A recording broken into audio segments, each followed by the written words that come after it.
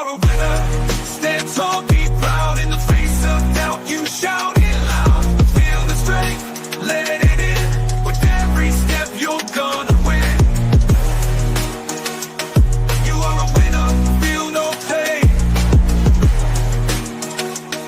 You are a winner, feel no pain. Yeah, I woke up feeling like a champion. Every move I make, I got the stamina. Eyes on the prize, never lose sight. Grinding every day, pushing through the night. Got the fire in my soul, never back down. In the ring of life, I'm the one with the crown. Sweat and tears, yeah, I paid the cost. Every battle fought, I'm never lost. Hit the ball, feel no winner. Stand tall, be proud. In the face of doubt, you shout it loud. Feel the strength, let it in. With every step, you're gonna win. Every challenge met, every goal in sight. In the gym, on the grind, it's a warrior's fight. From the bottom to the top, yeah, I've been there. With the heart of a lion, I face the dare. No fear, no limits, just pure drive. In the race of life, I'm alive. With every push, with every strain, I'm a winner, feel the gain. Hit the ball, feel the power. In this moment, it's our hour. Rise above, break the chain. You're a winner, feel no pain. You are a winner. Stand tall, be proud. In the face of doubt, you shout it loud. Feel the strength, let it in. With every step, you're gonna win. In this moment, own your name. You are a winner in this game. You are a winner. Stand tall, be proud. In the face of doubt, you shout it loud. Feel the strength, let it in. With every step, you're gonna win.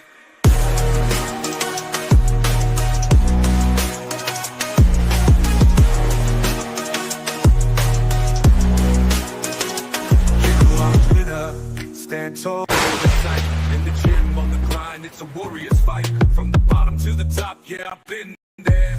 With the heart of a lion, I face the dare. No fear, no limits, just pure drive. In the race of life, I'm alive. With every push, with every strain, I'm a winner, feel the game. In the mirror, what do you see? Out in the face of doubt, you shout it loud. Feel the strength, let it in. With every step, you're gonna win.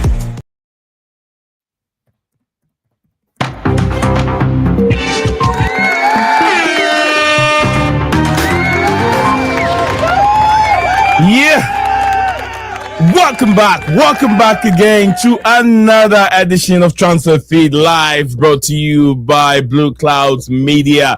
My name is Nate Zion, and I have my co-pilot with me, Joseph, taking you through the last hour of live, an hour and a half of live streaming. Absolutely, Chelsea shock transfer as Xavi Simons in. Christopher Nkunku, Felix, Sterling, all out. It's a big question mark there. Are we going to see all these top three players living in this transfer window? I'm sure that we will see at least two of them leaving the transfer window soon. And also, we're going to talk about Chelsea proceeding with Xavi Simons talk this week with a deal possible for 70 million. And Leipzig paid 50 million fixed euro, 50 million euro for the player, but not all the 30 million euro add-ons have been paid, allowing for a cheaper package as revealed by PSG. Retain a sale on the player. Also, we'll talk about Christopher Nkunku, Felix, Sterling are all leaving Chelsea, reported by Fabrizio, Romano, transfer guru. Chelsea still active on Hato after opening fresh talks with the player. Also, we're going to talk about Chelsea defender Chalobah has completed a season-long loan return to Championship club Watford. I will say like, comment, and subscribe for more Chelsea FC news. As you hear with us, your time spent here with us is going to be very important to us. So stick with us. Do not go nowhere. My name is Nate Zion with my co-host Joseph here with me today. So do not go anywhere. We'll bring you the latest transfer news, the nitty-gritty of Chelsea's 1 billion spent, and they're still spending. They're not done yet. They're still spending. There are more players that will be coming in. They're knocking at some players' door, and it's going to be that easy. What, of course? What do you have to say? Would you say no when they come knocking on your door? Would you say no to the champions football club in the world, Club World Cup champions, and they'll have that title for the next 4 years? You can't take it away from them because they deserve it. They did not scrap it by winning it within a narrow goal. They outplay their opponent PSG, the football club that were beaten by lights of Bayern Munich. They were beating the lights of Real Madrid. They were beating everyone 4, 5, 6, 7, 8, 9, 10. But Chelsea were able to find the antidote to their illness. Chelsea killed them. Chelsea stopped them from scoring goals. Chelsea stopped them from playing their football and won the game convincingly. That is why Chelsea merit. No one is taking the credit away from Chelsea Football Club. But we're here talking about the latest edition, the transfer. I'll say, let's catch it on. Let's go, guys. Let's keep the comment coming. Subscribe if it's the first time watching us on the stream today. We'll be right back in a second.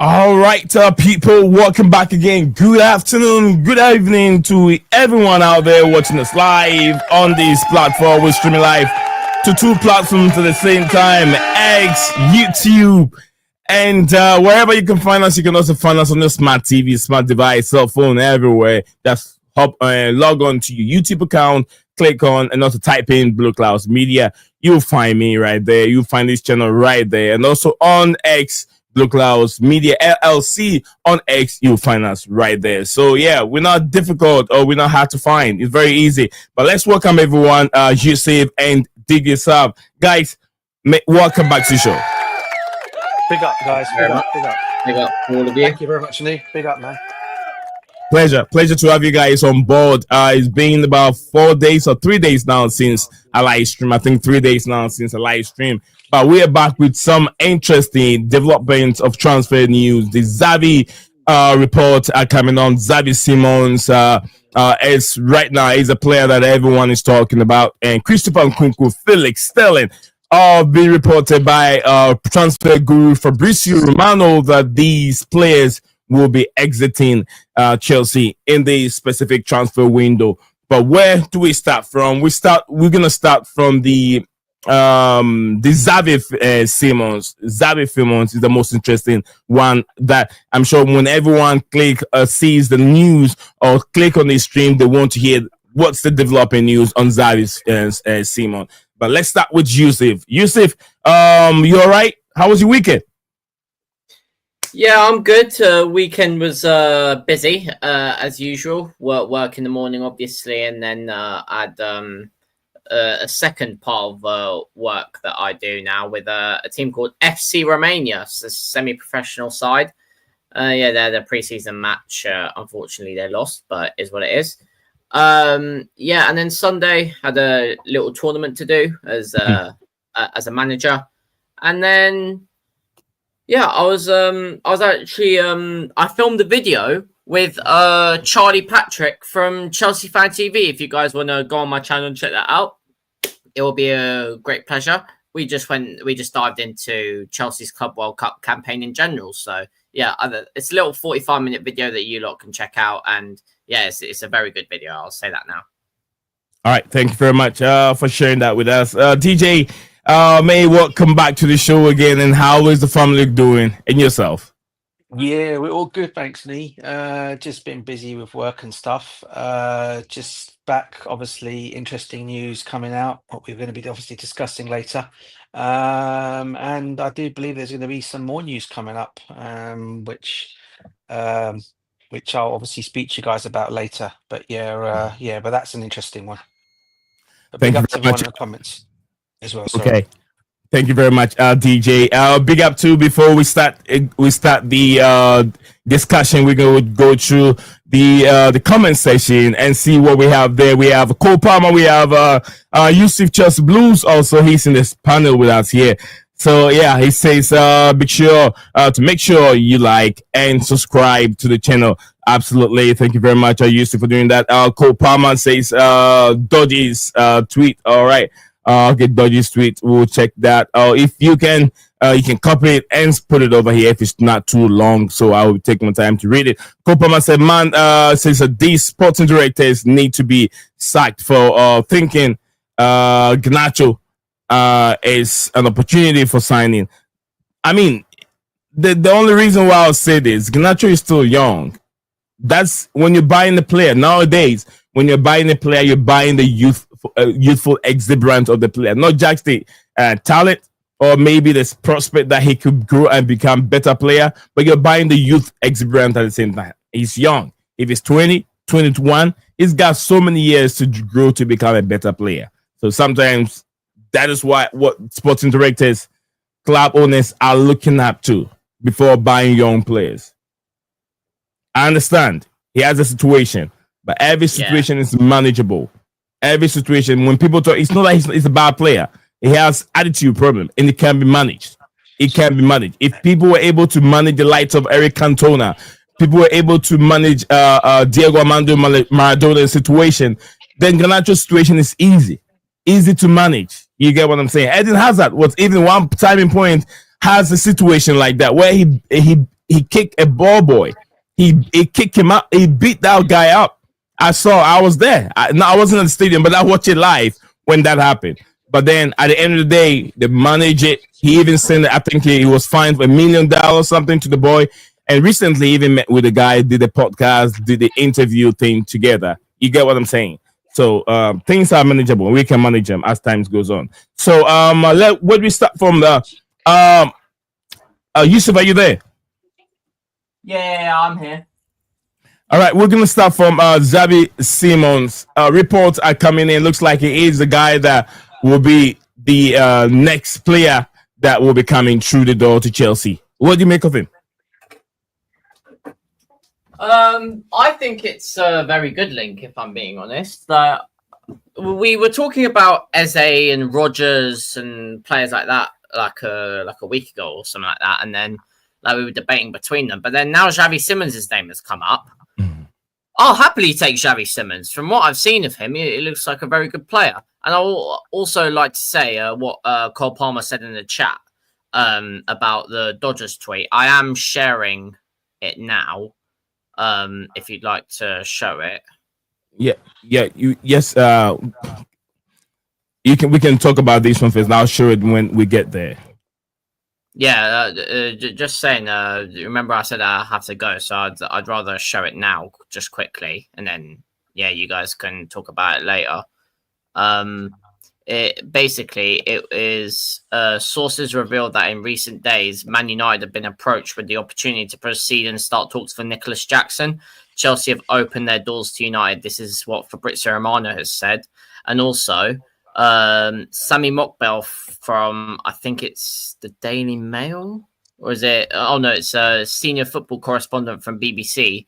Said Bayer Leverkusen are among the clubs monitoring Chelsea's Raheem Sterling. He's attracting interest from a clutch of European sides. Sterling is not in Enzo Maresca's plans and can leave Stamford Bridge this summer. So that's two very interesting stories there. So I think that you guys will be very interested to talk about that later. And sorry about that. I'm gonna have to head off now. Yeah. All right. Thank you. Big up, to you, bro. Speak to you later. Yeah. Big up. I might jump back on later, but we'll see what happens. All right, bro. Yeah.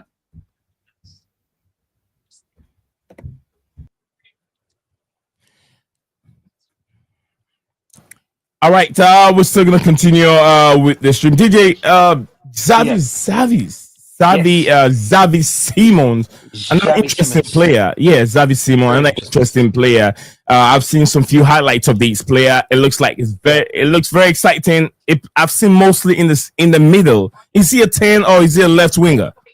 He can play both. Listen, I mean, I've seen a lot of people saying in the last, obviously since the links have happened, he has got a bit of a what do you call it situation where he doesn't always give 100%. Sometimes in games he can go missing in games, but every player can go missing in games. But from what I've seen of the guy, from what I've seen of the kid, and what I've seen of him, he's an excellent talent. He's got an excellent shot on him. He can shoot from literally I'll put it say from a distance. He's brilliant from distance shooting. He's excellent getting on the wide. He gives us the opportunity to play different positions, and I think he'll be an excellent addition to the squad if we get him. I really hope we get that deal over the line. I'm actually quite excited about him coming in if he does come in. He's only 22 years old. 22 years old. I mean, what a talent he is, mate. And you can only get better. I mean, I think we've seen it. I mean, obviously at PSG, it didn't work out for him. Obviously, they're going to get some of the fee, by the way, if he does come to Chelsea, because they still owed some of that from Leipzig. And he's done well at Leipzig. It's just, I think everyone's basically saying, why can he not stay at a club for too long? I think that's because he's an ambitious player. And I think if he gets the right move, I think you'll find he will stay at the club for a long, long, long time. But there's no doubt about this kid's talent. I think he'll be an excellent addition to our squad, mate. I mean, I do agree with you. There's a lot of players that have gone to PSG that hasn't worked out for them. It's similar thing that players have come to Chelsea that hasn't worked out for them. But it doesn't mean that you still have to stay there. If it's not working for you, move on to a different club. Maybe the system that they play could be of a beneficial to the way you play. And as we've seen, he's been outstanding with RB Leipzig. We've seen Colomwani. Colomwani was so great with the German side before he moved to PSG, and it wasn't that good for him at PSG. The style of play maybe doesn't fancy him, or it doesn't suit the way they play. So I disagree when people say, oh, why is he moving from one club to the other club? He's trying to find the right style that suits him. So I do agree. He's done very well, and heavily linked. I think that he will be much better if you are a player that obviously you play or maybe I would say you are very, very versatile, play 2-3 positions. Every manager wants you. Every manager wants you. And I think him playing as a left-hand side, playing as a winger, and playing also in the middle will give us much more options should in case we have to look at rotation, Cole Palmer, or maybe Estavo have to be rotated. Then we know that we have Xavi Simons over there who can play in the middle or who can play on the left hand side. If you have to move Neto on the right hand side, we have so many options for us to be compete. And that doesn't put so much pressure on Enzo Maresca next season in terms of challenging for the Premier League title. Yeah, and also the other thing I'll also add to it as well, Nee, is and I agree with Cole. I agree with Cole Palmer in the comments, by the way. Big up to McKean as well because she's come in now. I agree with him. We don't need Garnacho, and I know you got this thing about Garnacho, bro.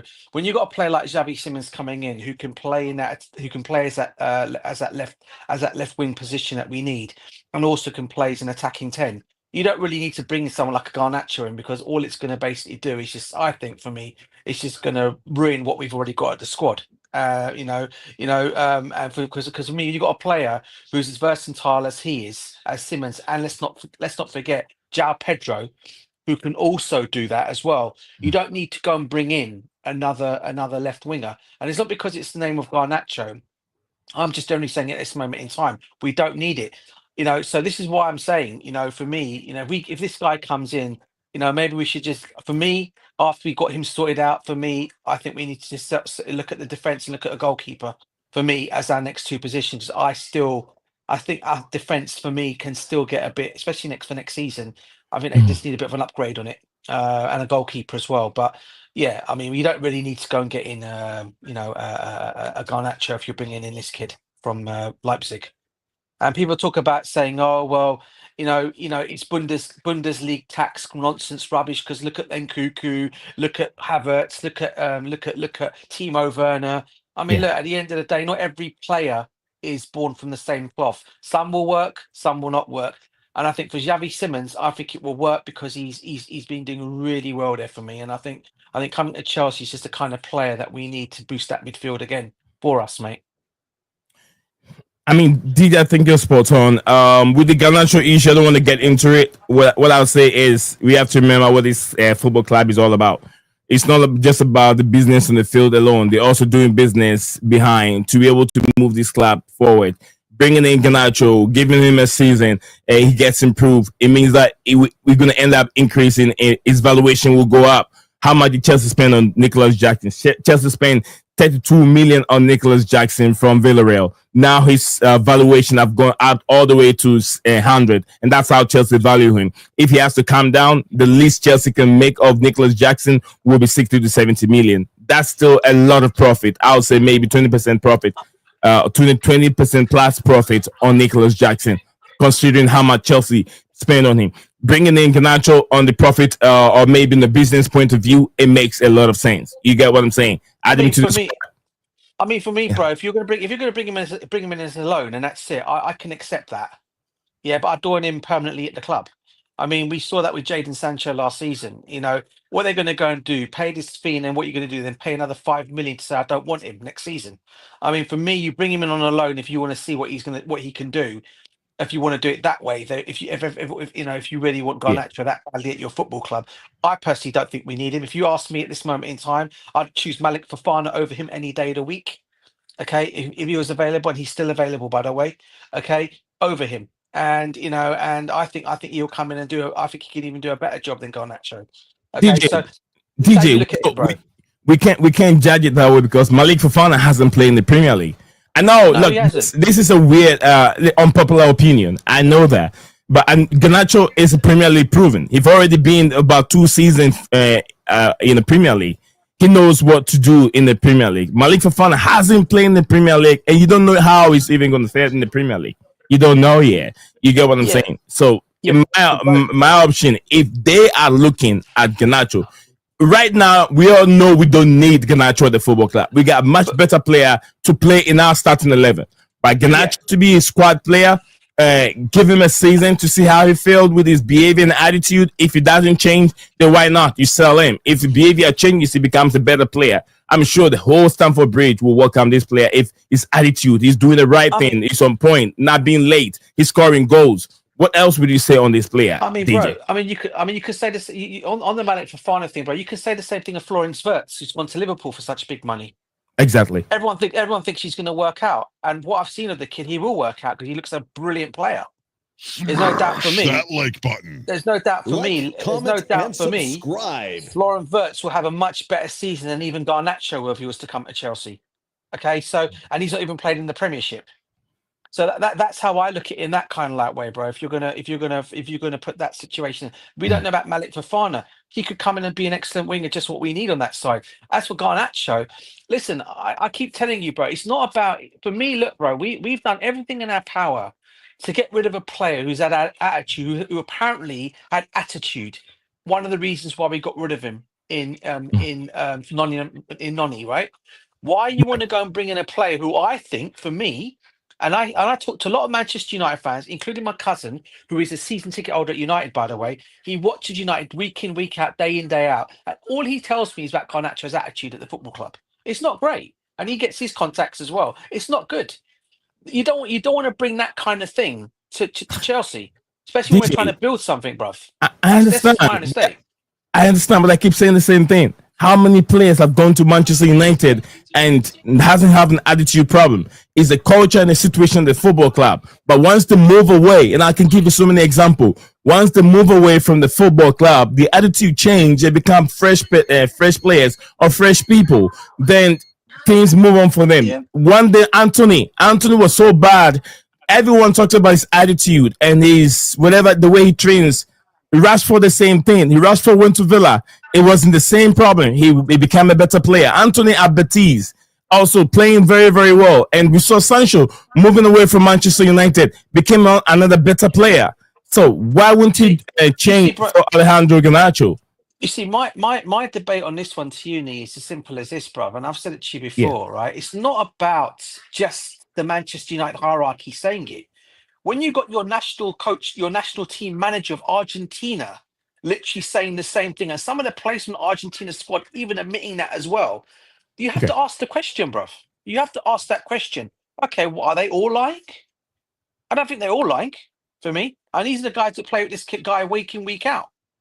Yeah, from Argentina when they join the national team, including the manager himself saying it. So this is my debate on it, bruv. And like I said, I don't want that kind of player. We don't need that kind of player at our football club. I know I don't know how we've gone into him, yeah, but Xavi Simons, we were chatting about, we've gone into Garnacho. But for me, look, I don't think we need him. As I said, I don't think he's a bad. Listen, the other you missing on me as well, Nee. I don't have no dislike to the player. I actually think he's an excellent talent. I really do. But I just don't think he's what we need at this moment in time at the football club. I really don't. That's just my honest take and opinion on it. Thank you very much. I mean, I respect your opinion. I respect it. There's nothing I can say about it, but we're just looking at the pros and cons on having this player at the football club. But we have a Scala also joining us here on the stream. But before I get to Scala, let's hear from Makim. Thank you very much for being here, guys. Don't forget the like will go a long way, and also the subscription will go a long way. So first time joining us on the stream, really, please don't forget to like, comment, and subscribe, and also smash the like button to make help the channel go a long way. That's the best way we can say it. We're not actually for a dime or a penny, but the most important thing is just drop a like on the video. And I always also say your time spending over here with us means a lot to us, very valuable to us on this platform. We thank you very much. Makim said I will choose Malik Fofana than Simons. Here we go with a different opinion here. That's from Makim. He will choose Malik Fofana over Xavi Simons. That's from Makim. And also Mo from the BlueClouds YouTube channel. He changed his logo. He says that Garnacho has not proven himself in the Premier League. So which I do agree with you. You know the situation with Manchester United. I do agree with you, Mo, 100%. You're not wrong on that. But I'll say he's a Premier League proven. He's played in here. He has a little experience in the Premier League, and I'll always go for Premier League proven player. But they also debate on that. But big up to you, Michaela. Michaela, big up to you, Michaela. Over here joining us on the stream. Thank you very much for being here today. Big up to Nee and Steven from Mikhail. Thank you very much. Absolutely. How are you? Okay, this conversation between two. Mikhail said Chelsea under pressure to do a favor for Manchester United and Garnacho agent. We are doing retaining favors. He is gonna be another Sterling situation. We're buying their problems, and it will become a problem. Thank you, Mikhail. Big up to that comment. This is something that I've seen going around in the Premier League. They are trying to help each other in the Premier League. When one realizes that the other is in trouble, because of them to be able to vote things against the Premier League, when one realizes that the other Premier League team is in trouble, just like Chelsea did with Leicester City. If you guys remember the situation that Leicester City was in, Chelsea have to help and buy Drisbury Hall, bring in and what's his name again? Enzo Maresca to help Leicester City with some financial problem. That's where it went over there. So Chelsea was also helping Leicester City, and we're trying to see what's going on with Aston Villa at the same time. Chelsea trying to help Aston Villa, where I read some few report that FIFA or UEFA are looking deeply into situation going on with Chelsea and Aston Villa, would I say dealings in terms of how they evaluate their players. And also, I'm sure these are things going on. Arsenal, also the same thing with Manchester United. We brought in getting Sancho, wasn't willing to do that, wasn't willing to bring down his wages. Then we have to move on. Maybe similar thing with Alejandro Garnacho. I don't think we need Alejandro Garnacho. We don't need him. But I'm saying, looking at the business point of view, you have to fancy them bringing him to the football club. Just like Mikhail said, they are trying to help a brother out. So I have that feeling. And I'll be very, very happy if Garnacho get a chance, Alejandro Garnacho get a chance, and he prove all those doubters wrong. I will be very happy, because I will be very happy, proud of myself that I supported this player and I wanted him to come to the football club. So before we get into more, Scala is here. Like I said, Tyrone, big up to you, Tyrone from Thai. Big up to Ty. It's greetings to everyone out here. And Mikhail said that they thought a mount from they bought mount from us. Now we have to repay by buying Alejandro Garnacho. That's from Mikhail. It's what political decision from Mikhail, and it says I'm blessed, brother at Blue Clouds, Blue Lounge channel. Says that's directly to Mo. Says hope you're been well. All right, this back and front conversation. I'd rather Garnacho than Simons. That is from Makeem. He said, "Hey Ty." All right, Mo said, "I'm good. I'm very happy that I could hear from all of you, and we get it on.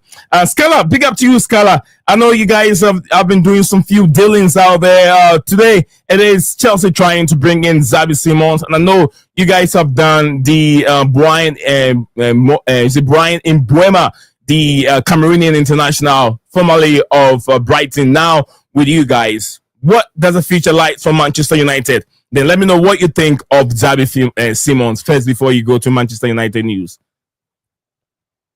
Yeah, good to be back. Like, comment, and subscribe.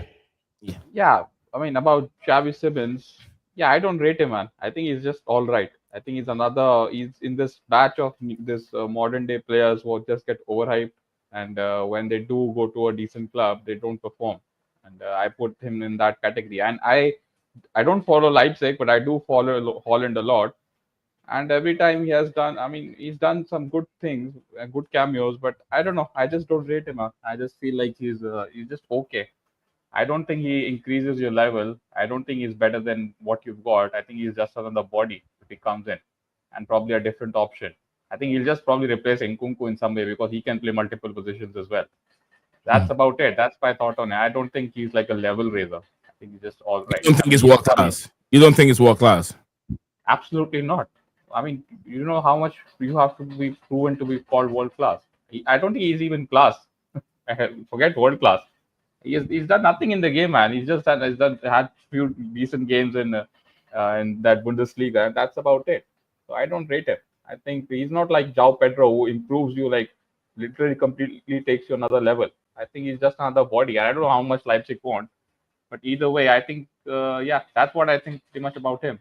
I think you might as well go for Garnacho than him. Under 60 million, we're going to get him for under 60 million.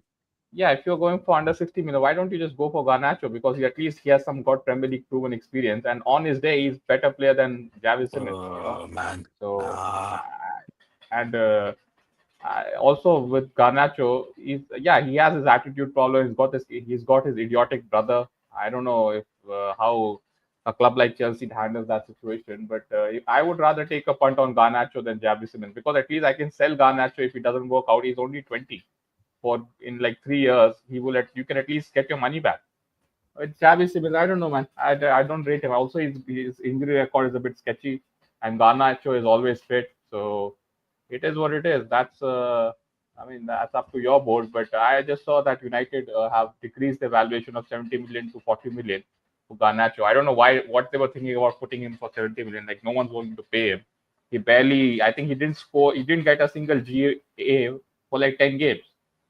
So yeah, he just had some decent games towards the end of the season in the Europa League, and probably like before Christmas. That's it. He was invisible from December to, I'll say, around March time. So yeah, I mean, yeah, if I'm a Chelsea fan, I would take a punt over Garnacho, man. And I'm not saying because we would like to get you back with Mount. I'm just saying I just don't rate Xavi Simons. I think he's just an all right player.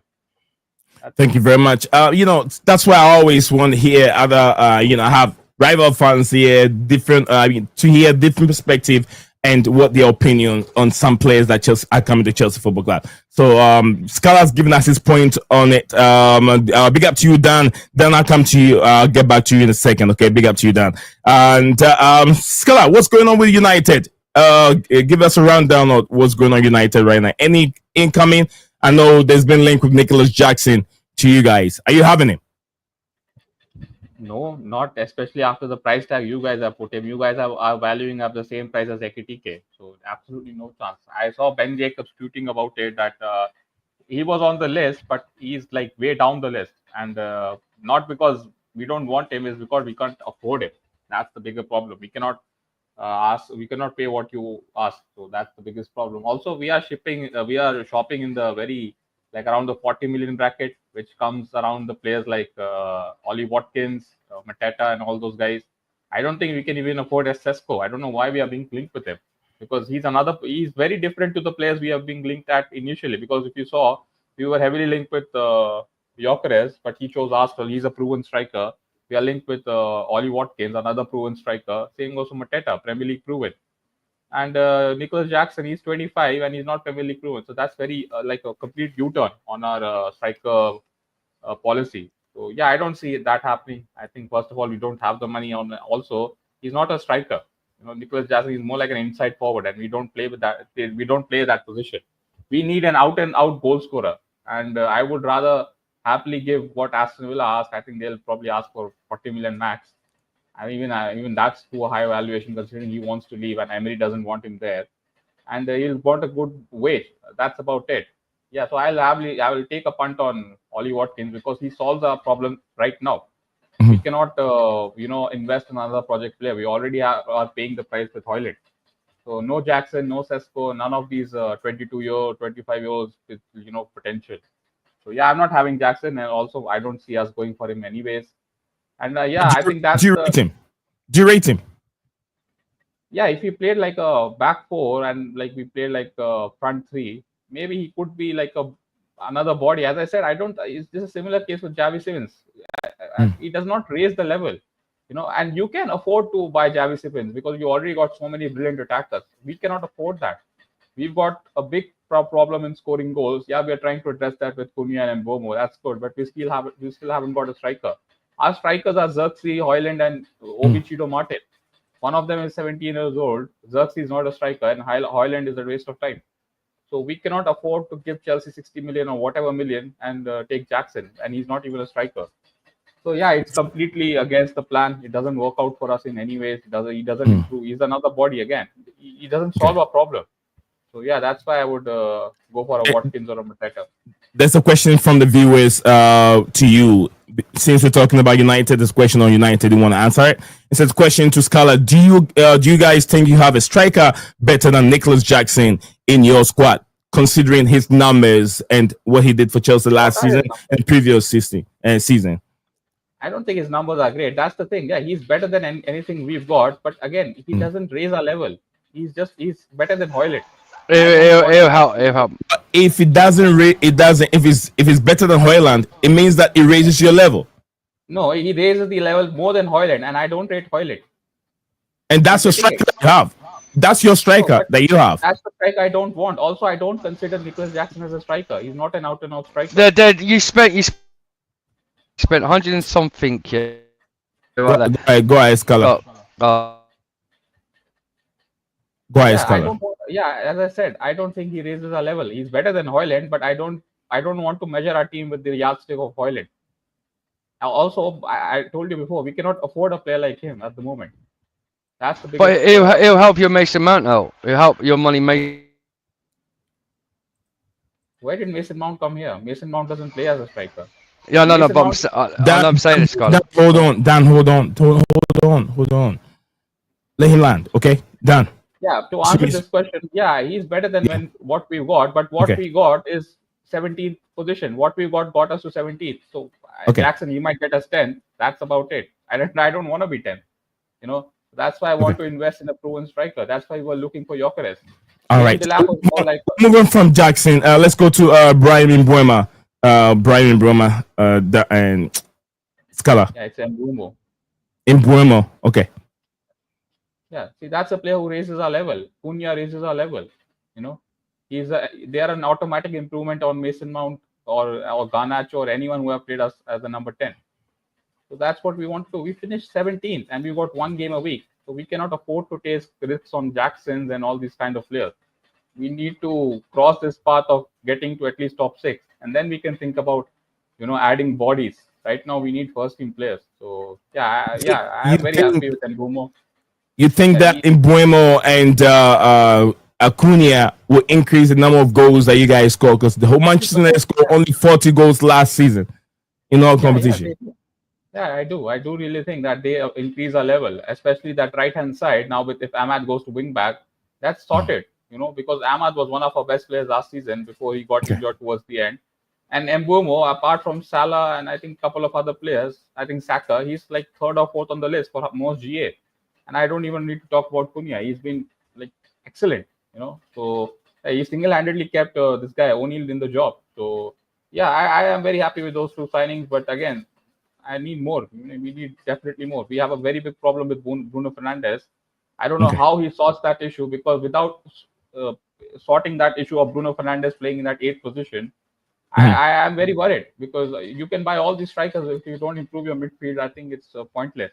And it's good you got these two players, but I have a very big question on that double pivot position, because Bruno is always going to play, and whoever he plays next to him, he's going to leave him isolated. So I don't know how he sorts that.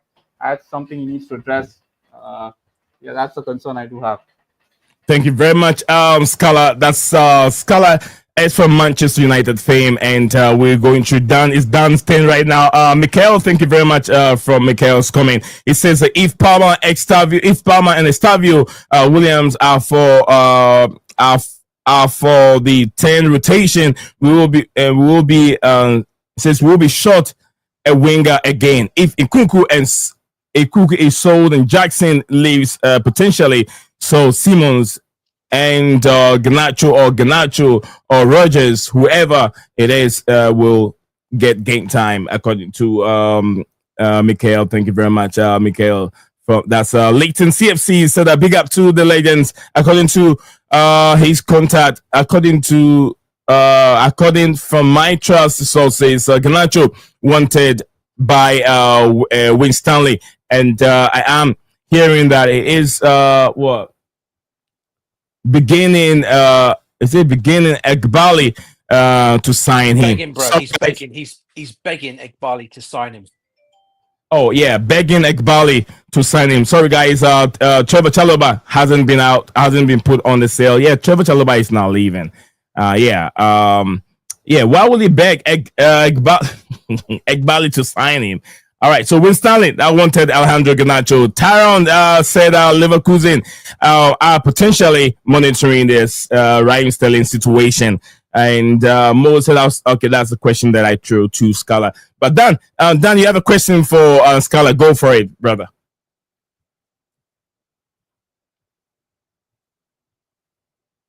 Pick up, Dan. Dan, are you there? He's not muted, so we can't hear you. No, we can't hear you. You're not muted. Now you are. You're on mute. You're on mute right now, Dan. I mean, you might have to with his internet. Get yourself out. Get yourself out. Yeah. Remove yourself and then come back in. Thank you very much. We'll get you in as soon as I see you down there. Mikhail said they probably get incentives for pushing setting deals through. And more from Randall. Randall, big up to Randall. Big up to Randall. Absolutely. Randall said, I get your point, Scala, but don't you think that Mbuemo can play as a striker? So whilst we have Scala here, guys, I'll throw all the Manchester United questions for you before we move on to, we'll go back to Xavi Simons again. So I'm sure Scala have got that question. Most of that agree with Scala, but I think that Jackson will perform better at United, as he will probably fit better into your system. Scala, what do you make of that? From two questions from Randall. Mbuemo can play as a striker. Yeah, Mbuemo can play as a striker, but we are not buying him for that. I think we are buying him to play as the right side, inside 10. And if push comes to shove, then as a right wing back. I think that's the only two position, because we've already got players who can play striker, or at least on paper. Okay. But yeah, I think that would be the last option. I don't want to see Mbuemo playing a striker. And what was the other one? Something about. It says he gets your point, but Scala, don't you think that Mbuemo can play as a striker? Yeah. After this, is it this one? This one? Yeah. I mean, look, yeah, he can fit into our system, but the only time I'll take a punt on Jackson is that we got a striker to play as a center forward. I don't think Jackson is a striker in the system. He doesn't even play as a center forward for you guys. Every time I watched him, he's like not a prolific number 9. He's very hit and miss, and we cannot afford that. That's my big problem. We cannot. You will want ridiculous amount of money, and he doesn't fit into our system, as you say, as you claim. He doesn't, because he can only play as a number 9 and comment, and subscribe.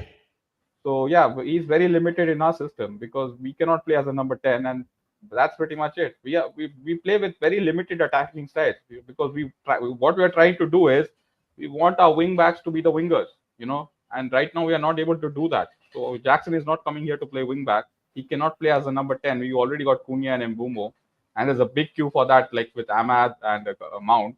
That leaves him playing on the number 9, and I don't classify him as a number 9. So that's why I'm saying that I heard your manager wants him though. I heard your offer the source rightly. Dan, let him land. Dan, I always say let him land. Because I don't know, you quote the source, because I'm saying Ben Jacobs, he's very close to United, and he said that Jackson was on the list, but he's very low priority. Especially if you saw what Chelsea put yesterday, they want the same money for what Liverpool paid for Ekitike for Jackson. This is not me. I can literally show you that source. I mean, if you look at the numbers that Ekitike is pulling through and where he's coming from, you should expect Jackson to command the same fee from the Premier League. That's what Chelsea are putting out. I don't listen to Ben Jacobs. He just won the Club World Cup, the Conference League, and also qualified for a Champions League. The valuation is definitely going to go higher. You get what I'm saying? But let's hear from Dan. Dan, you have any question for Scarlett? Big up, my bro. Sorry about that, man. Because I had a phone call. Big up, that's why. Big up, DJ, my bro. Everyone like doesn't subscribe to my bro channel. The thing is, like when I heard Skyler saying that Jackson wouldn't work in his system at Man United, I think he would. They spent over 130 mil on 2 strikers, Sturkey, that hasn't been proven to shown his capabilities at Man United. It's been like terrible, and the next minute, all the Man United fans said they've got the next Erling Haaland and Hydron, who spent a lot of money. That he's been the next. Hey, I'll let you land. Let me land. Hold on, Skylar. Hold on. Hello, let's see what I mean. This the situation. Let me address this real quick, Dan. Let me address this. Scarlett, let him land, okay? I don't want him to interrupt when you're speaking. That's why I'm always muted him. So let him land, okay? Claims. No one said Højlund is right. Let him land. Scarlett, let him land. Let me land. Please, okay? Please. I don't want you guys to be fighting. Let's let him land. Then you can. The thing is, yeah, you might not have said it, Scarlett, but all your other Man United fans have said it, right? But anyway, carry on.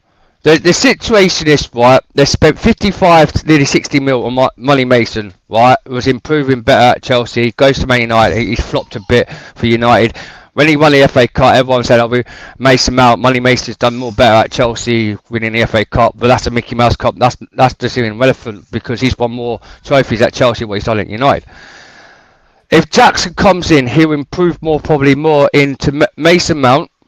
Right, he will improve Mason Mount as the way what Cole Palmer at Chelsea's system. The manager at Man United definitely wants him. There's a system. I don't listen to Ben Jacob because he waffles. He's basically a Chelsea hater, Ben Jacob.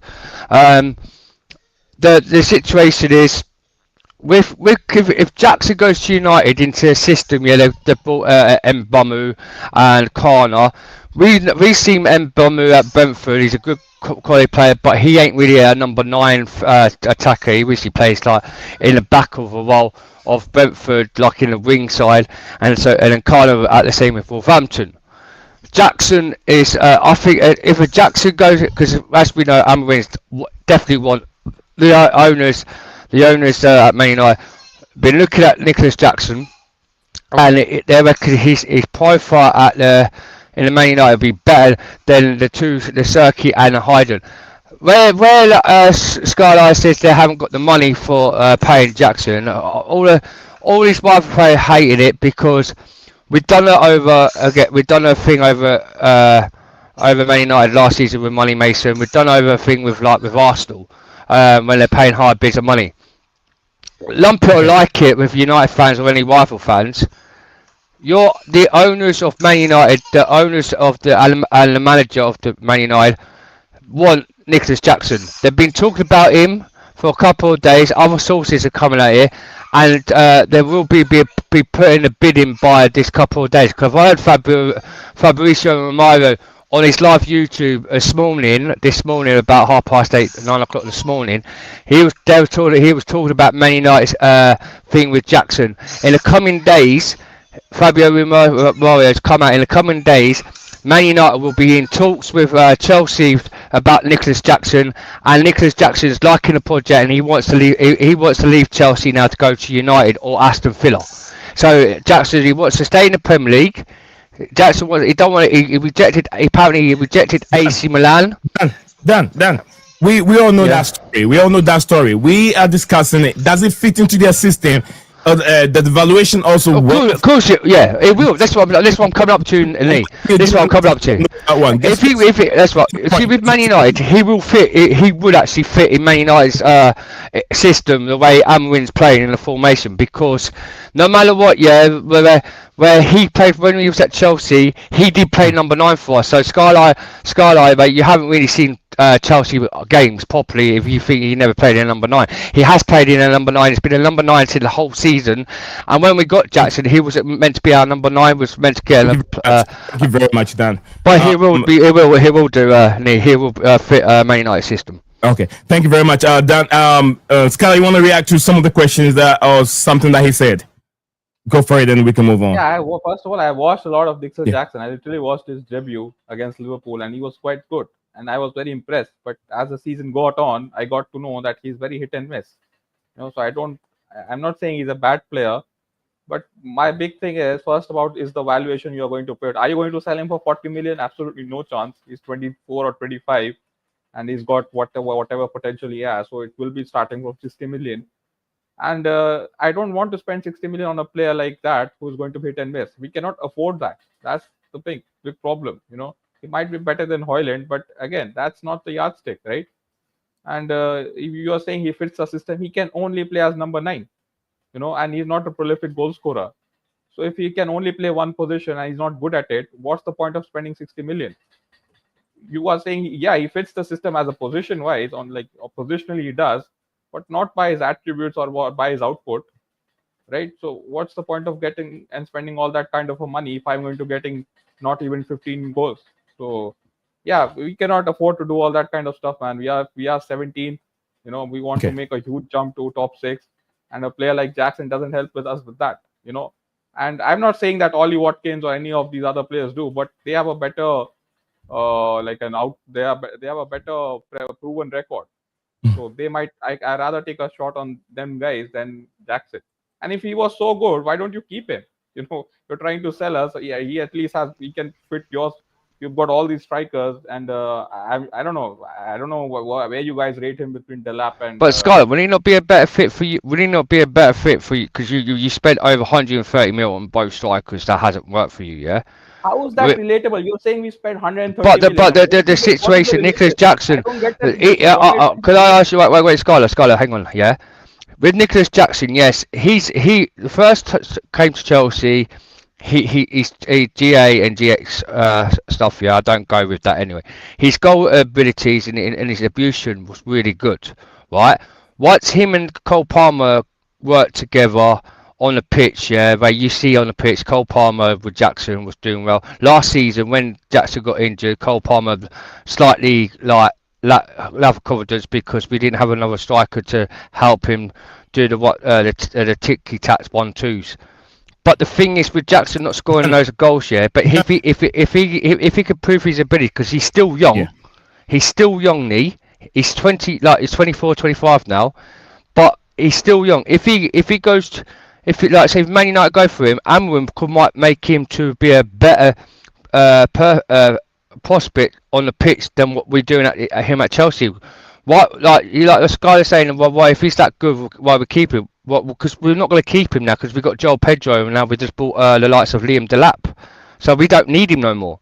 So he would be a better outfit for Man United, where he will work with the Mbube and Kana, and also help Mason Mount with the All right, midfield. Dan, we're gonna move on. Jackson will be a team in the past very, very soon. This is Scala United. He doesn't believe that Jackson fits in the squad. That's his opinion. We cannot go on and on with Jackson. We got other things that we got to tackle on the Simons and also Hato. Also, news is also there. We're gonna tackle on it. We're gonna talk about. So, Mikel, thank you very much for these comments. As this is Jackson also plays inside left wing really well, and also I think one more comment from his already said he will get more game time to shine away from Chelsea. I have no problem keeping him, but he had only be cover for Pedro Delap, hence not get too much game time. That is from Michael. Thank you for the comment. Maybe a loan to United works for both parties. That is from him. We're gonna wrap up with Nicholas Jackson. It was just some other things that was there. Let's not go on Nicholas Jackson again. Scala, anything you want to share regarding the United? Then we can move on from other topics. Yeah, I mean, we are flying out to USA to play 3 Premier League teams with only two signings. Yeah, that's very annoying because that was supposed to be at least four in my opinion. But it is what it is, and now we're trying to get a striker, and we already talked in length about who that striker can be. But right now we have no clear links. It's just names being thrown around.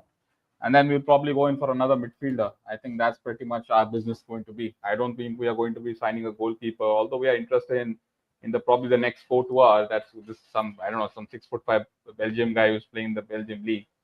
But I don't think I think it's going to be Onana again. So, and I don't think we'll be signing any more defenders. We already got too much of them. So yeah, I think probably another midfielder and a striker, and that's our business done. I don't think we can even, and that also relies on how well we sell. Someone has to come in for Anthony. I think Rashford's gone. I don't know when this guy Garnacho will go, and then we need to get rid of this Malaysia guy as well. So yeah, PT and Sancho has to go as well. So we need to do some outgoings before the incomings can come in. And I mentioned before, we have got a very big issue when it comes to Bruno Fernandes. I don't know how he sorts that issue out because I don't know. I assume you didn't watch the Leeds game, and it's the same issues back again. So yeah, I don't know, man. I don't have too much faith in Amorim right now. I think he's probably digging his own grave with not selling Bruno Fernandes. So we'll see what he does. Thank you very much, Scala from Manchester United. The talk's still there. Just like I said, Chelsea shock transfer move as they've upped their game on Xavi Simons and also Christopher Nkunku, Felix, Sterling are all players that will be exiting in this current transfer window. Stick with us, Nizaun. We have more here, DJ Sav, Scala, and Chelsea Dan in the studio with us. We'll be right back in a second.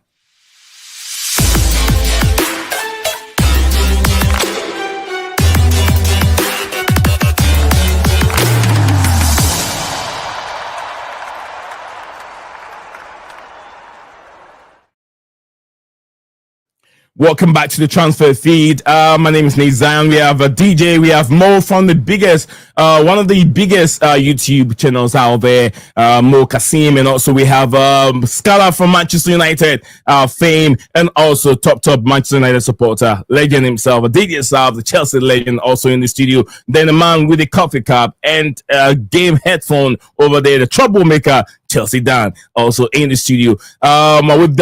We've started with Xavi Simons, heavily linked to Chelsea. We want to hear from Mo. Mo, welcome back to your channel, your brother's channel, and let us know, how was your weekend, bro? Before we talk about Xavi Felix. My weekend was kind of boring. I was waiting for you to stream, to post. There was no activity from your channel. So I was like bored out of my head this weekend. Nothing from the BlueClouds Media. It's kind of boring, man. So I hope you and your family are doing well. I hope everyone here in the chat and on the panel is doing well. Yeah, big up, big up. But yeah, no, I mean, Chelsea are doing some moves. Chelsea are doing some moves.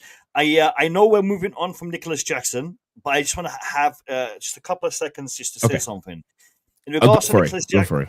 yeah, I mean, Nicholas Jackson is not a player we're desperate to sell. Let's have it right. I mean, he's a player who is able and is a goal scorer. Everyone has a difference of opinion on what is his best position. But as a Chelsea fan and as a Chelsea player, he is going to be here, and he will get game time if he isn't sold. If he is sold, we wish him all the best. And if he stays, we will make best use of him because Nicholas Jackson is a talented player. Not everyone's cup of tea, but he is a player that we will utilize, especially this season coming. We're playing in the Champions League. We're in all domestic competitions, and we are going to have a lot of games. And having Nicholas Jackson in the squad is not going to be a bad thing. And if he does go, we will get another replacement. We will get another striker. We will get another attacking player. But yeah, Xavi Simons, this is going to be a big move for the player. Xavi Simons is an international superstar. He's also a player with a lot of experience at the highest level. Having him come to Chelsea is going to be a positive addition. Again, he is a player that does concern a lot of us as he's coming from RB Leipzig. We've not had the best experience with RB Leipzig transfers. So there is a little bit of a dark cloud over his head, which he is going to have to remove quite quickly. I'm hoping he does. I'm hoping we can turn a page with Xavi Simons in regards to RB Leipzig, incomings. But yeah, I'm quite optimistic, and I think this transfer will go through. All the news that we've heard so far from Fabrizio Romano and all the other media sources have indicated that things are due to kick off today. That being said, we haven't had confirmation of club-to-club meetings as of yet. So unless something's come out in the past hour or so, I don't know. But as of the last hour, I know that meetings have been held with his representatives. But in regards to club, that is still not happening as of yet. His transfer fee is going to be a pretty good one. People are talking anything in the region of 50 million to 60 million pounds, which is a fee that is doable, and it is a fee that is quite reasonable for a player of his potential. Xavi Simons could be, one of the breakout stars in the Premier League this season coming. He could be. So his price tag is open to increase quite substantially if he does perform, and Chelsea is a very good club for him to perform at. But yeah, big up to everyone. I think I've said a lot, and I'll give the chance to you guys to come. Mo, like Nia, like you say, Xavi Simons, yeah. I hear. There's a lot of talk. He wants Chelsea Football Club. He don't want Arsenal. He's basically said I think he wants Chelsea. He don't want other club.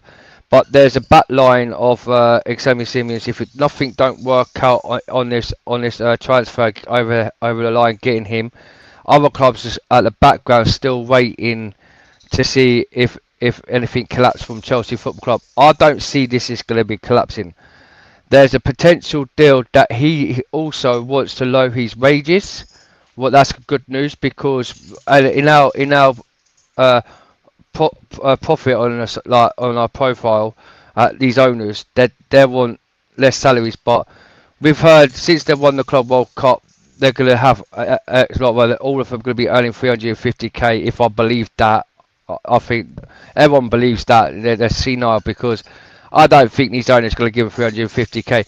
But with Xavi Simons, because he wants his low wage income, I think it's a good deal. Xavi Simons, it's like Mo said, we've had Timo Werner before. Timo Werner, who was outstanding for RB Leipzig, scoring loads of goals that season, had an incredible season. Comes Chelsea, didn't work well for him in the Premier League. Then we go by Nkunku. He hasn't improved the player what he was at RB Leipzig. He was outstanding for RB Leipzig. He comes here, he's too much injury. This season he at the World Cup he was brilliant in the World Cup, Club World Cup. But he's just improving. I don't think Nkunku's going anywhere. If we do get Xavi Simons, coming to Chelsea. This kid is a brilliant player. But can he improve the same abilities from RP Leipzig to come in the Premier League to show his abilities in the Premier League? I think he can, because it also, if we don't sell Nkunku, these two have worked together for RP Leipzig. Nkunku and Xavi Simons have played together on the pitch together. So that could probably be a good friendship link up as well in Chelsea. But I think the story is that Nkunku... You can't have Xavi and Nkunku at the same time in the club. You can't have both. So, but you can, because when that figure impact here, you get what I'm saying? Well, okay, but I'm saying right? Joel Felix is getting sold. Yeah, you're getting Raheem Sterling's going. He's going to another Champions League, another club who's in the Champions League. What we've heard, he's gone. Right, so we ain't gonna have Raheem Sterling. So also Renato Fegue's going, and then a few other players going. There was a link of a journalist. Estavio might not be Chelsea future player for the whole season. He might be going back out on loan for another season. That's came in. So, and no matter what, like if any day we'll still have Nkunku. Yeah, well, no Xavi Simons in a training ground. Like, he could adapt to these two. You know what I mean? So I think it'd be if we do get, hopefully, fingers crossed, we do. All right, thank you very much, Dan. Over there, we're going to go to DJ. DJ, what are you saying on this? Yeah, I mean, it's interesting. I mean, on what Dan's just said. That I'll be honest with you, I'm not doubting what you've said, Dan, but I've not heard the news of Gustavo Willian going out on loan, bro. If anything, they're going to actually migrate him into the Chelsea setup. He'll be part of the Simon Phillips come out of it, DJ. Simon Phillips. I don't think Simon. For me, I think Simon Phillips gets things wrong a lot, bro. I don't always believe everything he have. Always, I know he's proper Chelsea. And he knows a lot of inside in Chelsea, and he gets his contacts. But I think he's got things wrong as well, bro. That can be right. I mean, he can be, but at the same time, I've not heard anything else saying he could be going out on loan. I mean, this is a new one on me. I don't know if you guys have heard anything like that. I mean, I'm not doubting Dan what you're saying, but I mean, that'd be a silly mistake if we were to loan him out, to be honest with you, because I think for me, he needs to get into the team and get an opportunity. Well, I'm checking if I can find anything on Simon Phillips. If not, I'll go to his website because I'm checking right now. But you guys can go and Dan go ahead. I'll send you a link. Hold on, let DJ finish. Sorry. No, that's what I've got to say, bro. So, yeah. That's it. Mo, let's go to Mo. Scott, I'll talk to you in a second. In regards to Estevao going out alone, it could happen, but I don't think this is the right move for Chelsea with Estevao, because the Estevao deal, I believe it was sealed a year ago, but he was allowed to play one more season before the move, and I think age had to do something with it, and I think there was other factors, but I think Estevao Williams, with his current level, he needs to be integrated into the setup, and I think he will be integrated slowly because of the transition from South American football to European football.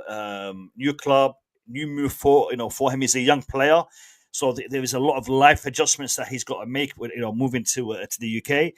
But I don't think a move for him to be done to another club as a loan this season is the right move. It could happen. Simon Phillips is in the know with Chelsea, but I don't think this is the right move. And if it does happen, I'm not sure if it's the right move for. I haven't. The thing is, he said it's a rumor, right? It's a rumor, but. Dan, give me a second. I don't know where the rumor said. You said Simon Phillips came out and said it. I've been on his page. There's nothing on his page regarding. He has 2 pages, right? There's one. I literally got. I've got a link. What someone sent me it. Yeah, he's come out with it. Apparently, he's come out with it.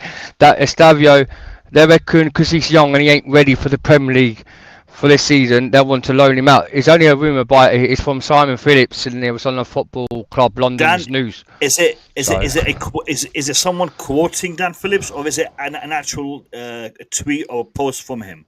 Because there was someone on Twitter.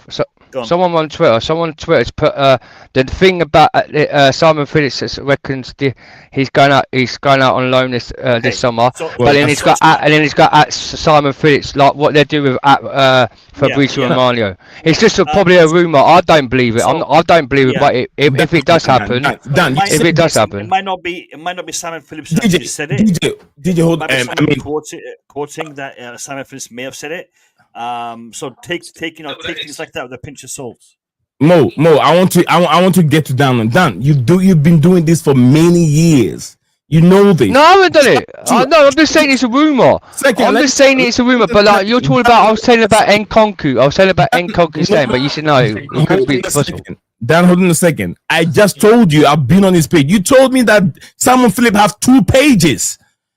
You're still trying to tell me that. But there is 2. Yeah, there is 2 pages. Because I've got the link. I've got the picture. I'll send you it. I'll send you it once I'm done. Listen, I wasn't. What do you call it? I'm just saying. I've not heard that news. But if it is, it's obviously something Dan's obviously seen. I've not heard it. But I think if we were to loan this kid out, I think it's going to show really, really bad on us. Because can I DJ? No. We've got him in. We've loaned him out already. And I can see a situation happening. If he goes out on loan somewhere in Spain or somewhere like that, the kid's not going to come back. Because we've seen this already with players in the past that have gone up there, right? Yeah.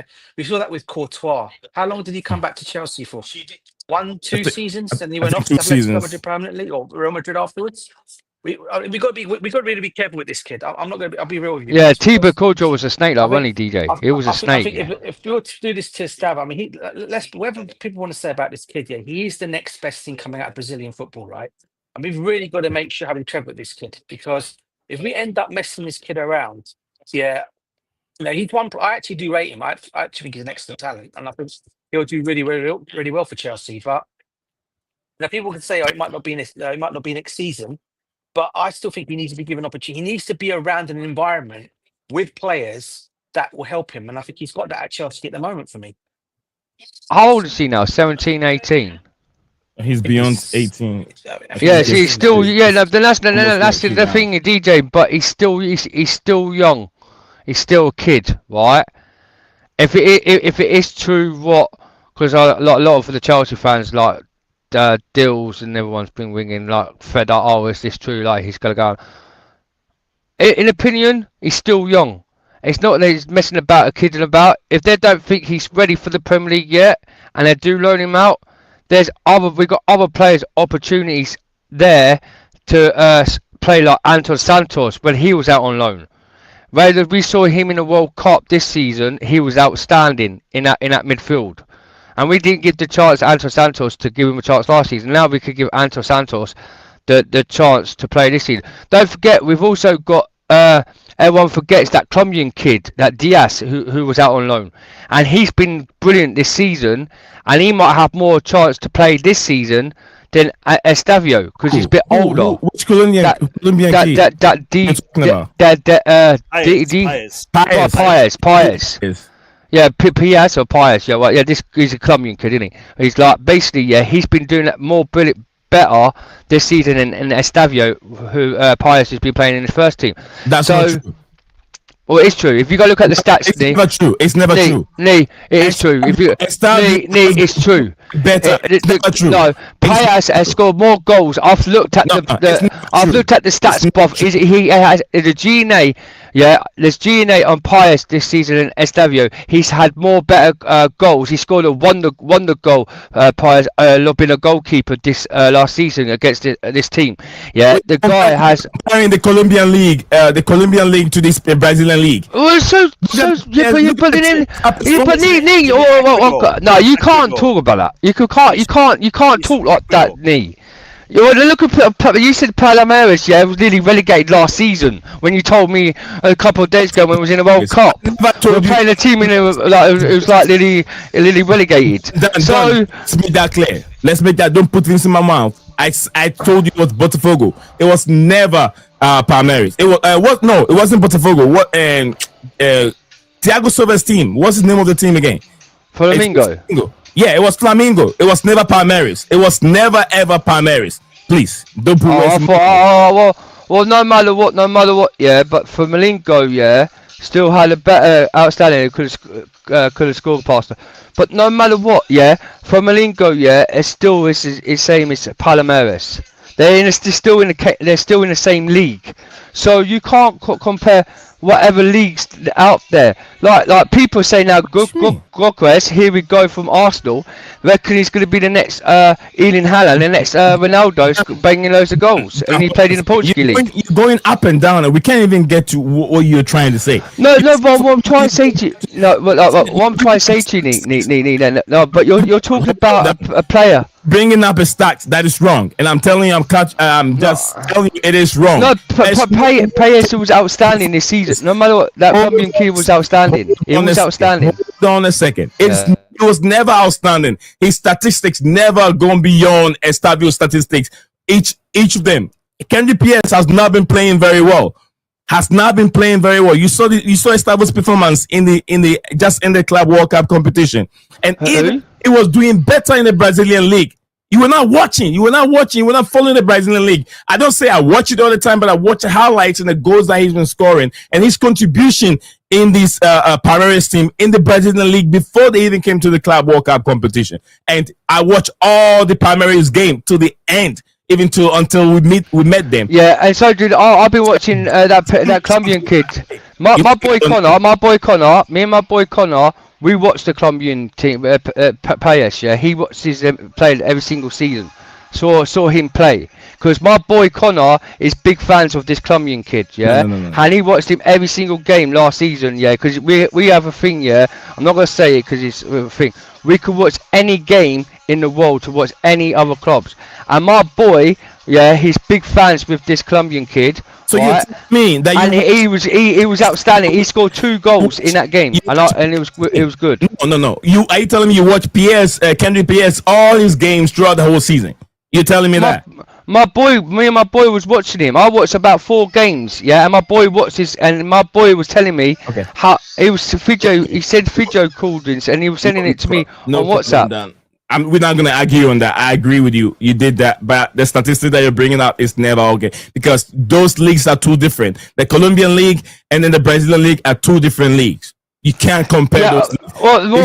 That's what I'm saying. That's what I'm saying. But you can't. I'm trying to say to you, every single league, like the Portugal league, like Goalkeeper, yeah.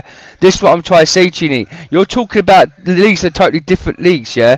If a player ability is doing well in a league, you can't abuse it. All leagues are the same. You still play football. You still fit. You still do what thing.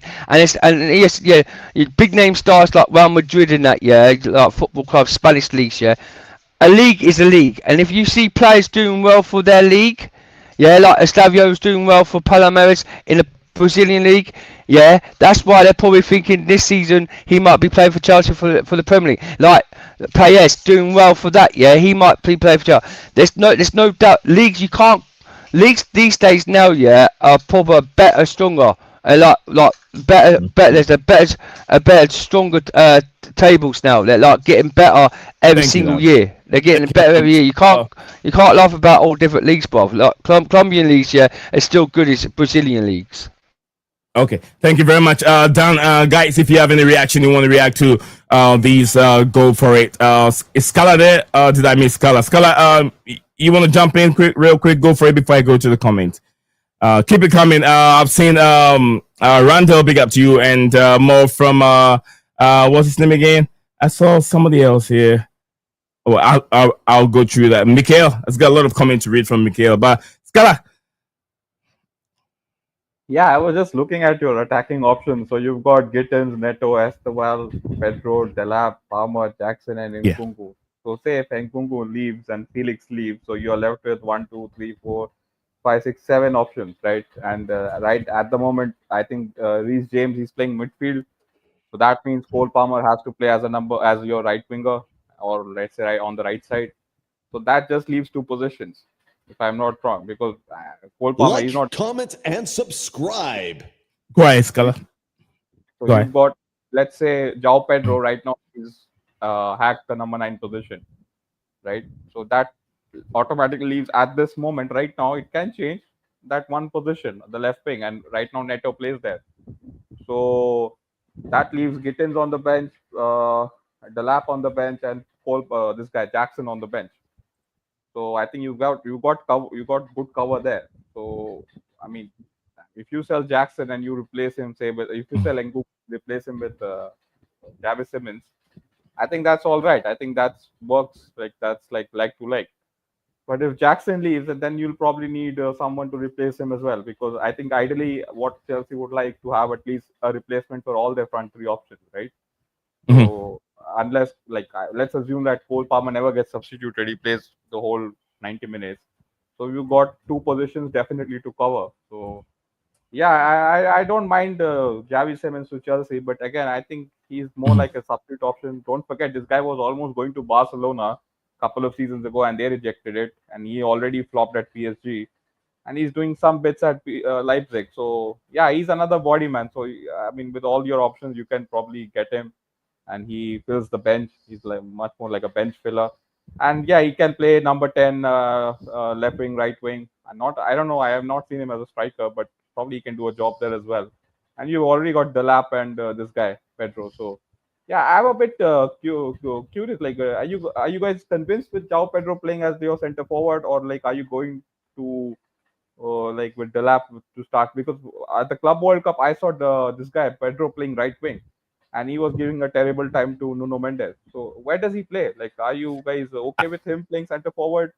No, I don't think he's going to play center forward. I think it depends on the opposition team we're playing. If you're playing in, I mean, would I say, position-based team, they're going to end up seeing João Pedro and either what the other Pedro Neto starting the game. And if you're playing maybe a low block team, then we're going to need a Delap to start the game. I think it depends on who we're playing. Yeah, because on the team sheet against PSG, he was starting as your center forward. I think Cole Palmer was playing right, Enzo Fernandez number 10, and Neto as your left winger. That left James and Caicedo as your two holding midfield.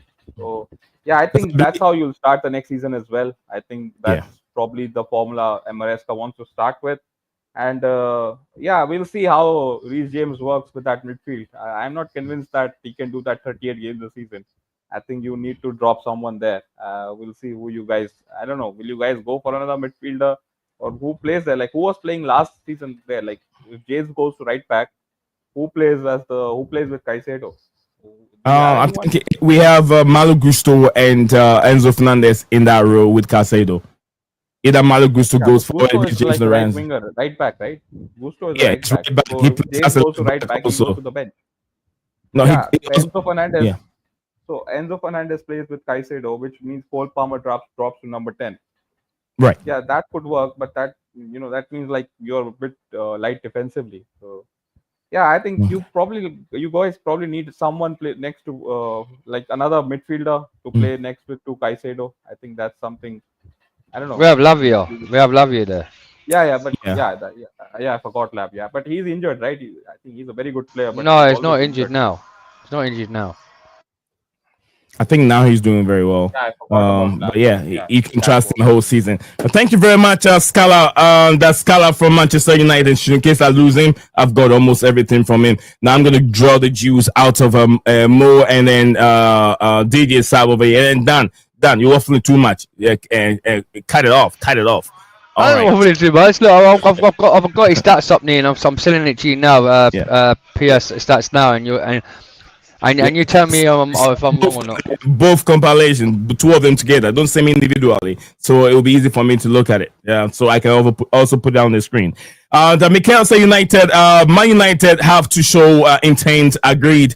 Have to show intent. Also, Mikel said breaking into the top 10 and also top 5, etc. will take changes, perhaps from Mikel's. That's what Mikel said here. Scala really don't want Jackson. Absolutely. He doesn't. I get it. We don't want Alejandro Garnacho either. Randall said that what is United formation? I don't get it. It's crazy. It's crazy out there from Miguel Amiram. Mikel said Xavi Simons' physicality and Bundesliga transition tax and EPL as well as injury record makes me wonder if we are buying wishes or performances evaluation for CFC next season, but we need a winger from Mikhail. What a comment from Mikhail. Thank you very much. Mikhail says, I'd rather we settle left back cover for Mark Cucurella. That's when we're going to talk about the, I think Hato will come in. There hasn't been any bid made yet, but reports are saying that Chelsea have to lift up their game on him. And it says, ensure we hang on to is it Trevor Chalobah, Santos, Gusto, and Isugu for that matter to give cover for Lavia and Enzo Fernandez. Gusto is cover for left. It is right. It is Rhys James, of course. Although I'm anxious to see us start giving Joshua Champon more game time, perhaps off the bench as well. Okay. That's from Mikhail. Leighton CFC, thank you very much. It's, yes, DJ, he is right. We might loan out the kid because the coach need to see more of him. Will well done. Dan, he's talking about what, Estavio Williams? Estavio Williams, I disagree. That he has shown enough. What else you want to see from Estavio Williams? Brazilian League, he plays there with top players in that league, and also we also saw him in the Club World Cup. So what more does he have to prove himself? I'm sure he has done enough. Randall says, bro, Xavi Simons is a workhorse. That's a workaholic of a player from Randall. So Phil Smith, big up to you, Phil Smith. That's what I was talking about. He says, so Williams ain't going anywhere. All these fake stories going around, I'm sick of hearing the story. I know Williams, I don't believe in that story. I don't even believe. And I don't know why Leighton think that he will be loaned out somewhere else. I don't know, but it's a bit confusing. And most of the Ecuadorian, not Colombian, Ecuadorian international. That's Kendrick PS. Thank you very much for correction from Mo. Randall said that says done. I can bet you didn't watch a single game of PS. Estavio was brilliant in the Club World Cup. Yeah, I did watch him. Dan is just convince me where it doesn't really work. No, but I did watch him. But the thing is, I've just got his stats here. Yeah, it's okay, Dan. It's okay. We'll come back to you. It's Dan's assessment of PS is because his boy Kano is a big fan of Kendrick PS. All right, PS will play at Strasbourg. So it's what it is. No, Strasbourg, yeah, but we're talking about I think Estavio Williams, whether he's going to be loaned or not. I think that he's not going to be loaned. I can bet my dollar on it. He will stay at Chelsea next season. He will be he will be part of the team. He will be part of the team. He may not come back either, but where do we play him even if he's part of the team? He need game time to develop further. Loan is the best situation from Kendrick PS. Savio should be getting regular rotational minutes across competition. Rhys James will not play midfield every game. More likely, he will play right center back if Chalobah goes. I don't think Chalobah is going anywhere, Mikhail. I think Enzo Maresca made a statement that Chalobah is going to stay with them. And there hasn't been on the market either. They're not putting him on the market. Lavia and Andrew Santos will be available. From what I've seen, his performance in the just ended Club World Cup, I think Chalobah have done enough to be able to secure his position at the right center back position. There will be a rotation. Tosin is also there and others. So I don't think we're going to have any center back coming in. I know you guys want to see some improvement there, but from what I've seen from Chalobah, I don't see the same thing with the goalkeeper. I can't argue anything against him. I think he has proven his case that he's supposed to be the starting goalkeeper for Chelsea upcoming season.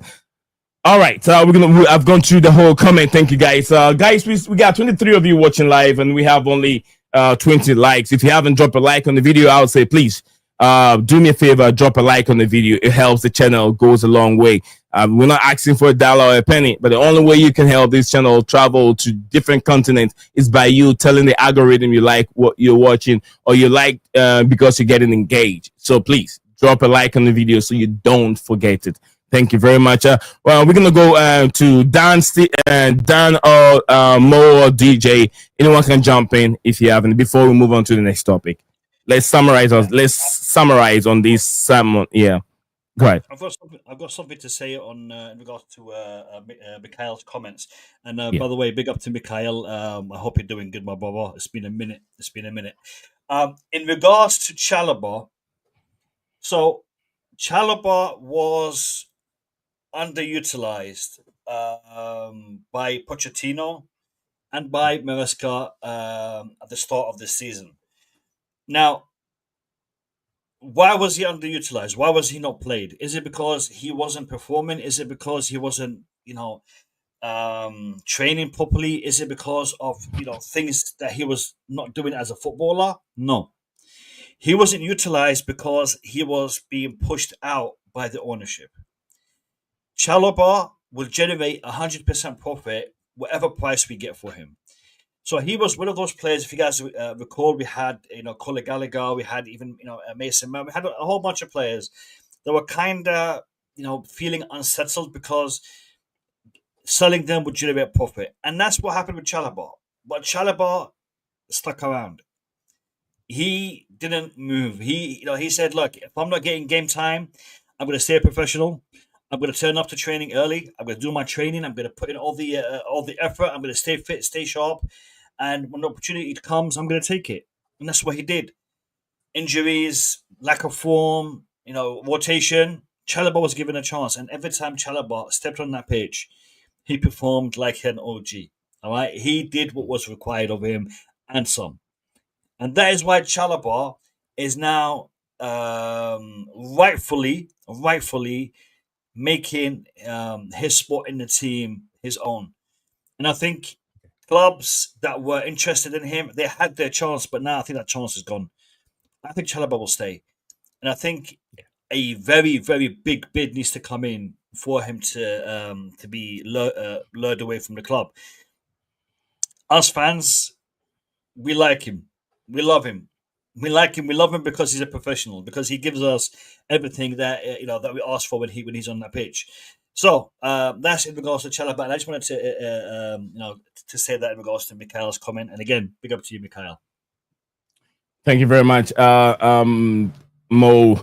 All right, we got some few comments. DJ, you wanna jump in? You can go for it before I got to the comments. Brandon, thank you very much for joining us on the show today. Big up to you, Brandon. Guys, if you're watching it first time here and you haven't subscribed to this wonderful channel, what are you waiting for? Subscribe and keep a bell notification icon active at all times so you don't miss an update or a stream from this platform. Thank you for being here. And we got some few comments coming in. Brandon and also Mikhail. Leighton CFC, one on the stream. DJ, over to you. Want to react to any of the comments that came in from Mikhail? I think DJ's not by his computer. Dan, you want to react?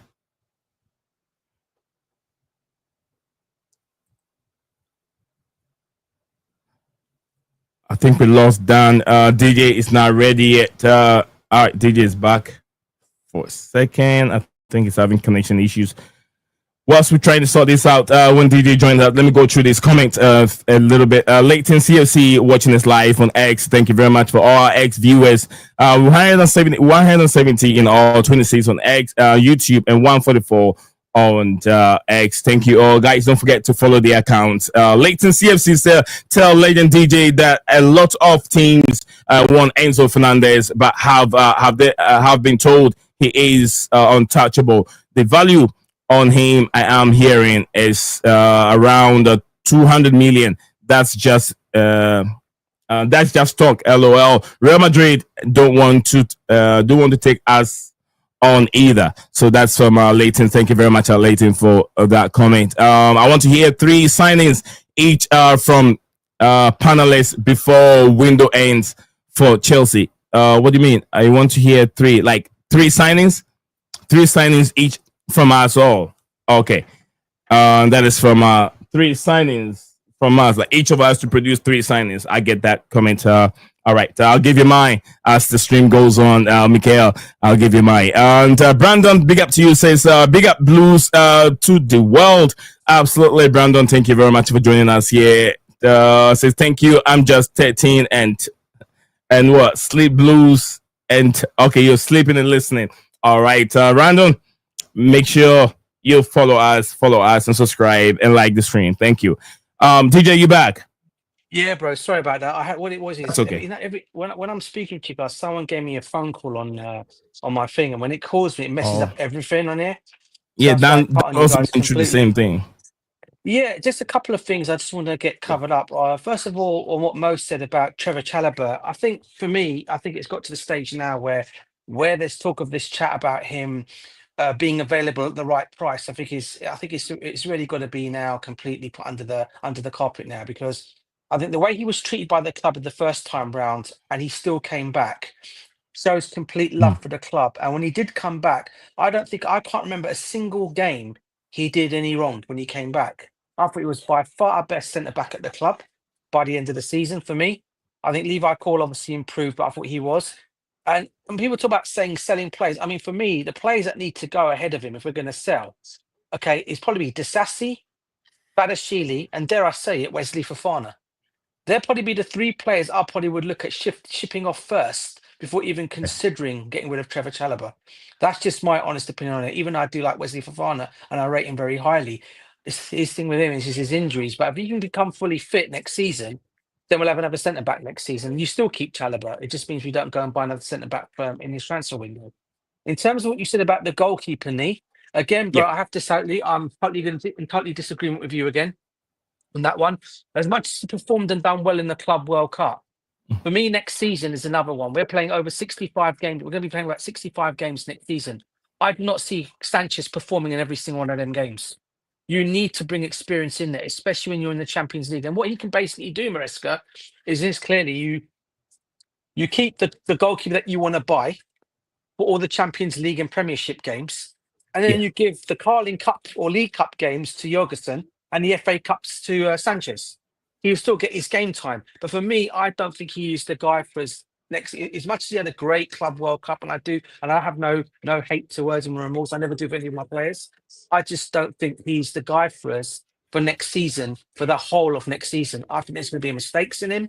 I think the defense, as much as the defense are going to be great next season, there'll be times when they will get fought out and then they have to rely on their goalkeeper. Now, is Sanchez going to be that guy to rely on for the whole of the season? I don't think so.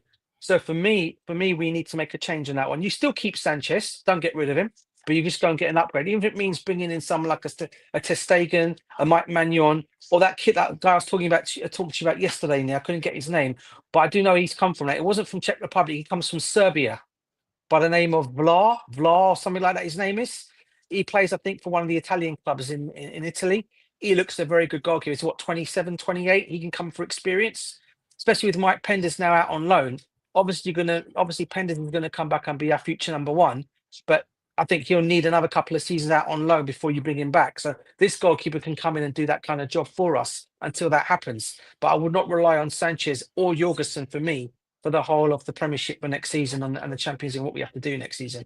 That's just my take on that one. And I'm gonna have a bit of a sad take on Kendrick Pyers. Yeah, I don't think he's coming back to Chelsea. I think he's gonna be one of them players that we're gonna see come back and then he's gonna be sold on for profit. I don't think you ever see him in a Chelsea shirt. That's just my honest opinion on him, because I think the way things have gone, we've seen him do this before. You've seen players coming in, don't get an opportunity, and then they're just sold on. I think Kendrick Pyers is going to be in that situation, which will be sad, really, because I am really looking forward to seeing this kid play for us. I just got a funny feeling we're not going to see him in a Chelsea shirt. I just don't know. I just got this thing with his owners. If the right money comes in for him, they will sell him. That's just my mistake. What do you make of the comparison between the two, as Dan put up earlier? Well, I can't go much on him. I can only go by saying a star because I've not seen much of Kendrick Pyers play. I've only seen clips here and there, highlights, and what he looks an excellent player. I'm not going to lie. He does look a good prospect. All right. And I really hope he can work out at Chelsea. I want him to work out at Chelsea. I really do. All right, but I just got a feeling with this owners, if the right money comes in from him and Maresca feels he doesn't have him in a place for him in his spot in his team, I think they'll sell him on for profit, and I think he'll go and do really, really well elsewhere, Oh, which will be a big mistake. But I think he's a good talent for me. And one other thing I just want to add about one more thing, players. It was interesting. Leighton was saying about Enzo Fernandez. I do want to point out, and I think Mo can agree with me on this one, or we can agree on it. Chelsea don't get bullied into selling our players. So Real Madrid or Barcelona, we never have. Barcelona have done it for years and years for Frank Lampard. We all know what happened there. They never got him.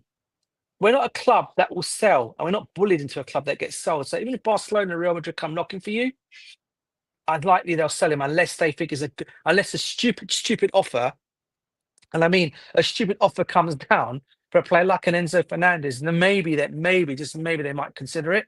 But I cannot see them selling or being bullied into selling to Real Madrid and Barcelona. I don't know what you guys think of what I've just said and all that. I think I do agree with you. We're always going to have a big, huge debate on the goalkeeping department. I've said it many times, and I don't know if I should go in now or we should just move on from there, because it's going to be the same back and front with me and you, DJ, all the time. But then, as always, I don't want to get in there because I have different reservation on how I see Sanchez. And I've said it many times that this is a goalkeeper that we brought in into the football club. That he's an old school goalkeeper. It's not a ball playing goalkeeper. It's not like a David Raya or maybe a Ter Stegen who's that good with his feet. He's learning on the job. It's just like we brought in a new owners where Todd Boehly is giving us a formation we've never seen before in our life. We've seen a championship manager whom I did support, and I believe that he was going to do wonders in the football club, and he's showing it. First season at the football club, winning 2 trophies, and he's still believing in Robert Sanchez. Our goalkeeping department, our defensive line, it wasn't settled. We always bring changing and chopping and changing in terms of who plays in our back line every game. It was in between either Tosi or Chalobah or Fofana who can stay fit. It makes it difficult for your goalkeeper himself to trust who he has in front of him. And the goalkeeper, like I said, was also learning on the job as time goes on. In the last 8 or 9 games to end the season, he was outstanding.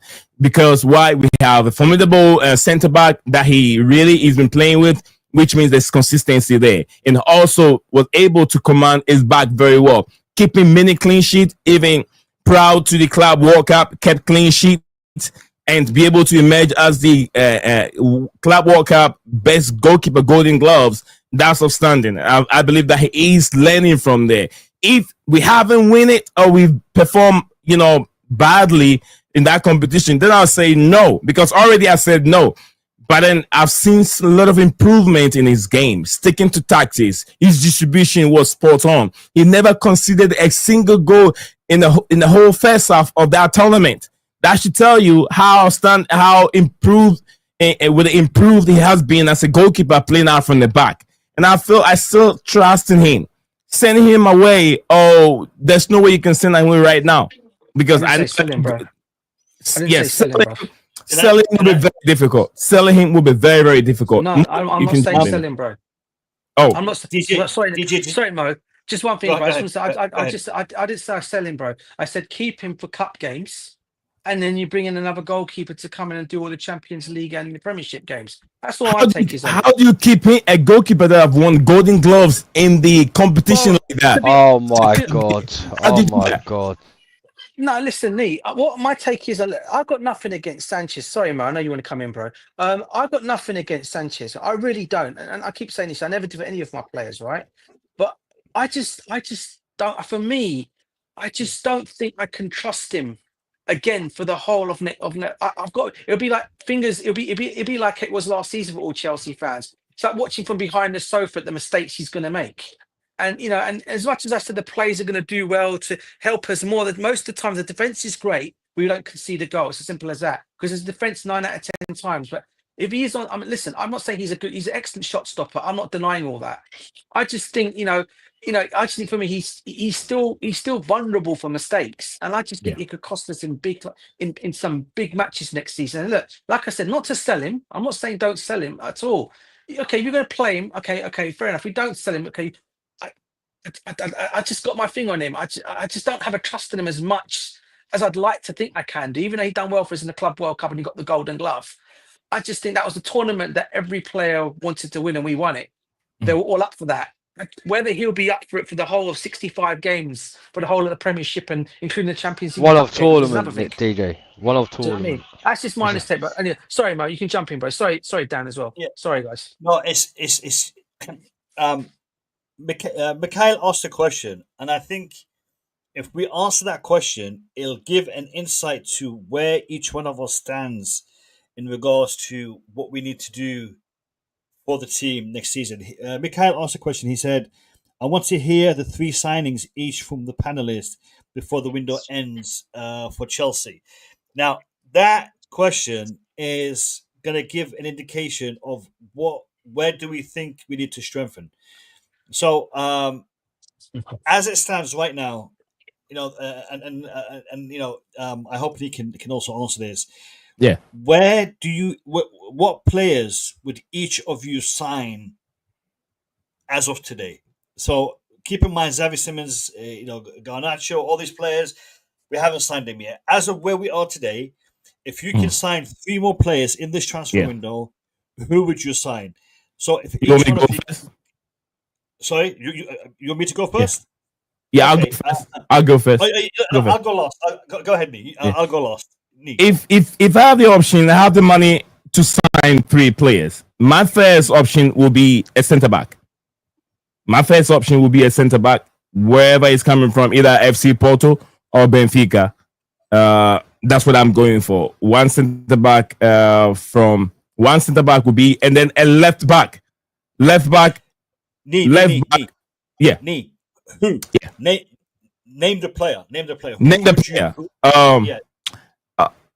What's his name? One from Benfica. I forgot his name.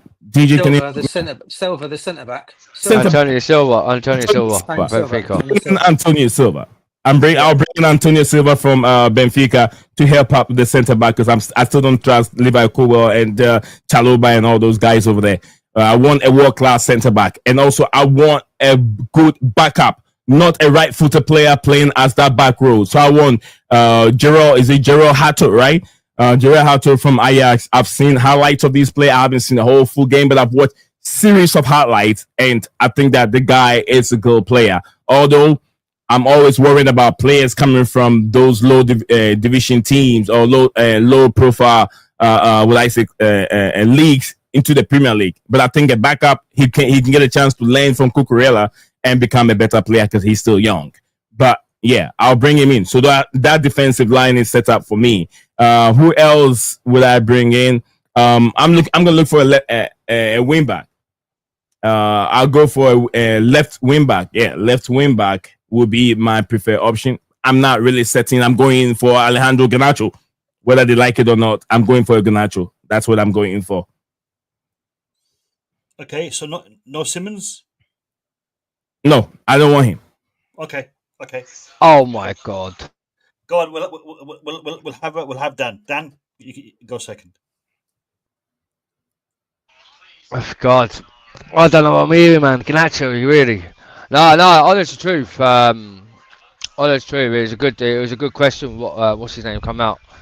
My opinion. 3 signings at the end of the transfer window. For a start, a goalkeeper.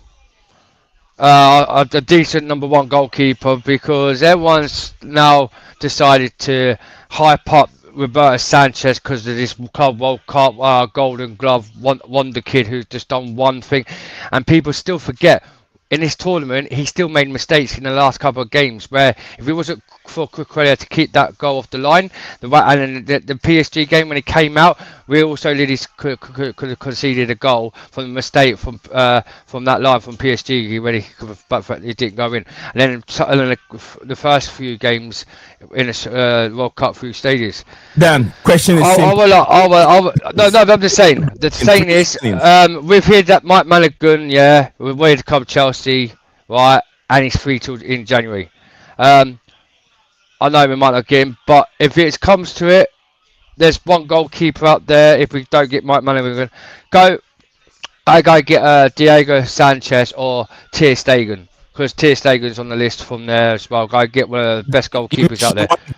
One goalkeeper, whichever position you want. One. Well, knee. Yeah, but knee. There is one goalkeeper. Is that like there is one goalkeeper who, because I'm going by these owners who will want to go and sign, not like the players that. Look, if it comes to it, I'll go get Chalobah from Borussia Dortmund, but we know we ain't gonna sign him. So, but there's big talks.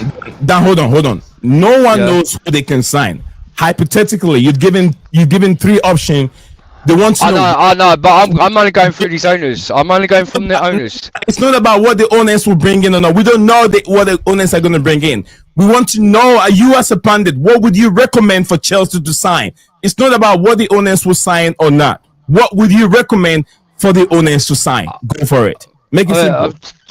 As I just said, Diego Costa from Sporting Lisbon, the goalkeeper. Well, you did mention 2 goalkeepers. You said Mark Manion. Then Costa. Which one of them? But Mike Mulligan, I would like to have Mike Mulligan here. But the thing is, I'll go for Diego Costa for Sporting Lisbon. Porto, sorry, plays for Porto. I will go for him because that's the goalkeeper. Was my number 1 choice as a goalkeeper for the season. The second is it's a centre back. Yeah, we all know. Yeah, one of the centre backs, Araujo from Barcelona. Right, quality. He's got experience. He's done it at won the Champions League. He's won the for Barcelona. I can't pronounce his name, but his quality as a centre back. Then as my winger,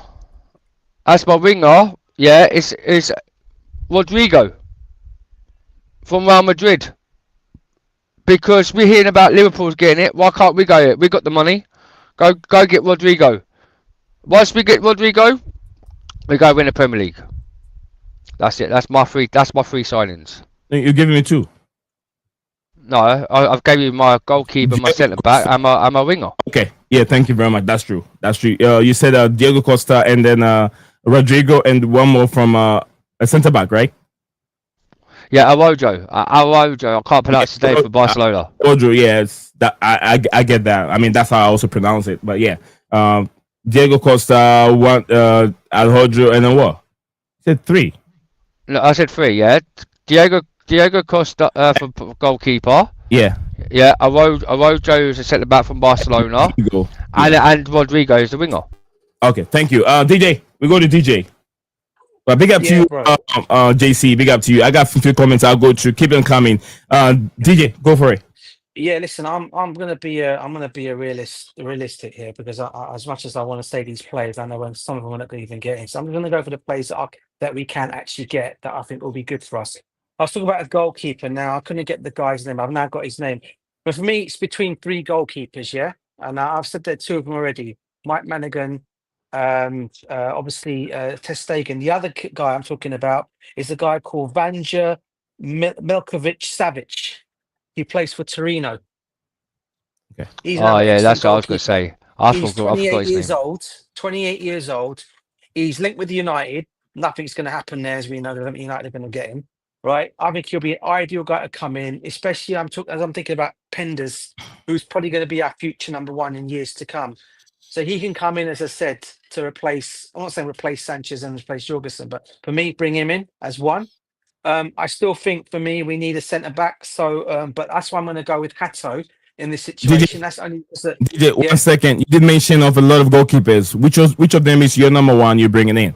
Savic. It's going to be Savic because he's the one who's going to go and get now. Savic, yeah. He's the most available one we can go and get. Him. The other one I'll be mentioning will probably be will be Hato. And the only reason why I'm saying Hato is because he can play the left back role, yes, but he can also play a centre back role as well.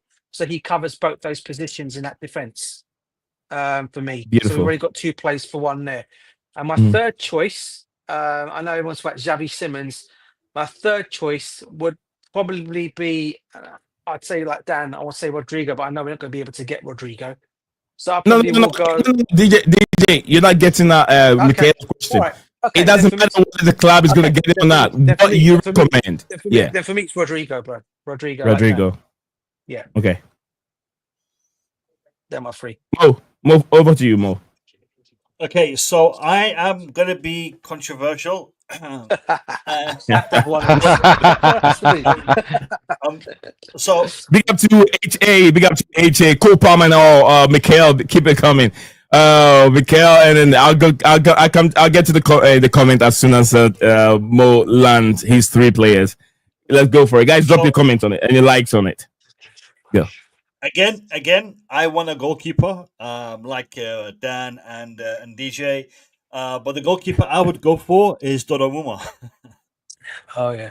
So I think I knew he's you a said that. top class goalkeeper. I think when we do sign him, we'll take him in the dressing room. We'll beat him up,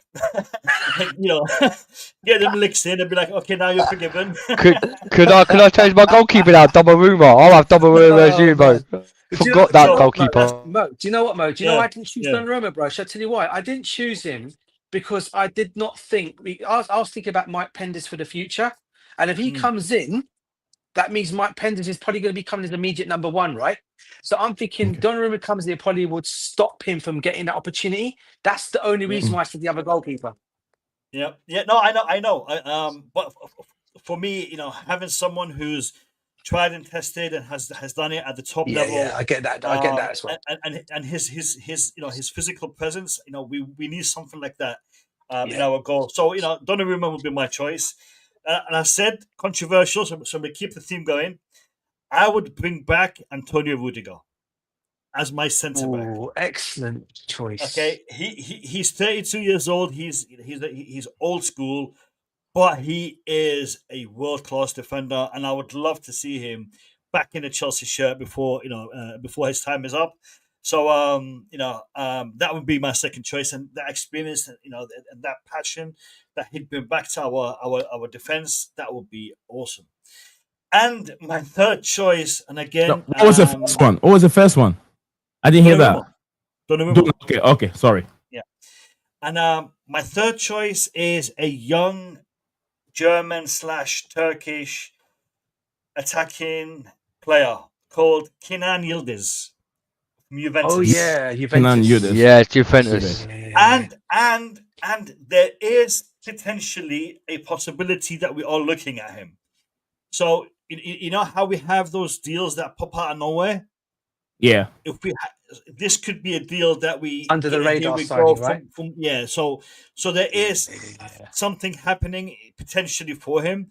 He's a fantastic player, and keeping with the youth system that Chelsea is trying to build, he fits in quite well. So those are my three choices. But I agree with the theme that you guys have built. We need to strengthen in goal, defense, and also spice it up a little bit in attack. Thank you very much. After your chat, yeah? After you chat, Ernie, before you do go into chat, can we do who you would not do your free signings afterwards? Because I want to hear Mo's take on the signings that you don't want to bring to Chelsea. And my first one would be Garnacho, but we'll come to that after your thing. Agendas will die. All right, so I know you will second that. I'll let that happen. Here in a second, we'll do that. We'll make that happen. But DJ, you got to change your goalkeeper because Mikhail said he is now in Saudi Arabia. Your savage goalkeeper is now in Saudi Arabia, so you got to find a different goalkeeper for us. big up to you. Oh, okay. Yeah, big up to you. And Mikhail said, I want to see left centre back, CDM goalkeeper at least because lost. I think we missed something there, but I think either typo or something. Lost cause. Okay. Copama said we won't break the wages structure for Rodrigo. Absolutely, that is about what we're trying to do. Copama, we're trying to players that we think we want the club to sign. We know some of them it's not going to happen, but that's something that we feel like players that we want to bring to the football club. You get what I mean? So just a quick thing, bro. No Garnacho, we don't want. Yeah. Sorry, Nick, he's not in Saudi Arabia. Sorry, bro. He's still saying Torino on you as his team. Oh, really? Yeah. Sorry, Torino on here. I think Mikael is thinking you're talking about Milankovic Savic. Oh no! The goalkeeper. Yeah. His name is Vanja Yeah. Milikovic Stavic. Yeah. Is his name. Yeah, Mikael, he's talking about the goalkeeper, not the centre back. For that was the bald guy. Bald guy with beard. That's the one, bro. That's the one. Go and check it out, Mikael. Go and check it on there. You'll see who he is. His name is Vanja Milikovic Stavic, and he plays for Torino. Yeah. All right, thank you very much for the correction over there, and thank you very much, Mikael, for yes, Rogers will be good for Chelsea, and Savic. Okay, that's the one he said he think he is in Saudi Arabia. All right, Mikael said Dan Costa, is it Costa, goalkeeper Araujo, whatever his name is, centre back, and then Rodrigo from is he Atletico Madrid or Real Madrid? I think he means Real Madrid. Right. Rodrigo Real Madrid, Rodrigo from Real Madrid, then Araujo from Barcelona, then Costa from but I've changed Costa now for Donnarumma because I had to change that again. I just realised Donnarumma. All right, big up to JC. JC said Chelsea fans had the opportunity to see Rodrigo at Club World Cup. Is he Rudiger, bro? Rudiger. Rudiger. Okay, Rudiger at the Club World Cup. He's watched and finished. That's from look at what PSG did to them and those mistakes. Oh my lord. All right, DJ Savage. Okay, I'm not getting the AM that he puts in the bracket. AM. It means attacking midfielder, I think. Okay. Yeah. Attacking midfielder. Because I thought you were talking about goalkeeper. Then the AM. Is Savage a goalkeeper? Savage is a goalkeper, or is he attacking? No. Savage is actually. I know the Savage he's talking about. He was linked with Chelsea. Some. I think last couple of summer transfer windows he was linked with us. Midfielder. He was a midfielder. Yeah. He's now gone to Milankovic Savic, because the Savic that I know is Milankovic Savic, who'll be linked with every Premier League team for the past 5 seasons. Every season. Yeah. This is a different one.